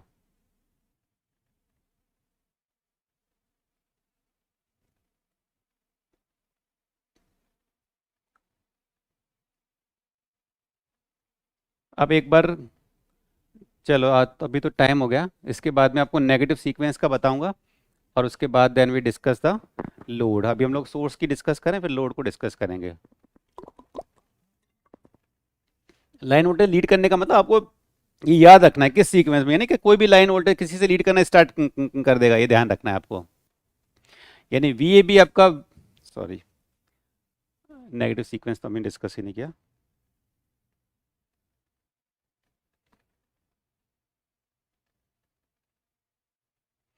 कि वी ए पी आपका वी ए से लीड करेगा, ये नहीं कि आपको लोग इन दोनों के बीच में 30 डिग्री का एंगल हो जाएगा, ऐसा नहीं। इससे याद रखो, पहले सब्सक्रिप्ट से याद करो, वी ए बी ए से लीड करेगा, वी बी सी बी से लीड करेगा, सी एस सी से लीड करेगा। A B B C C A B C, तो ए बी ए से लीड करेगा, बी सी बी से, सी ए सी से। चलो तो इसके बाद स्टार्ट करेंगे, ब्रेक के बाद। तब तक के लिए गुड बाय एवरीवन।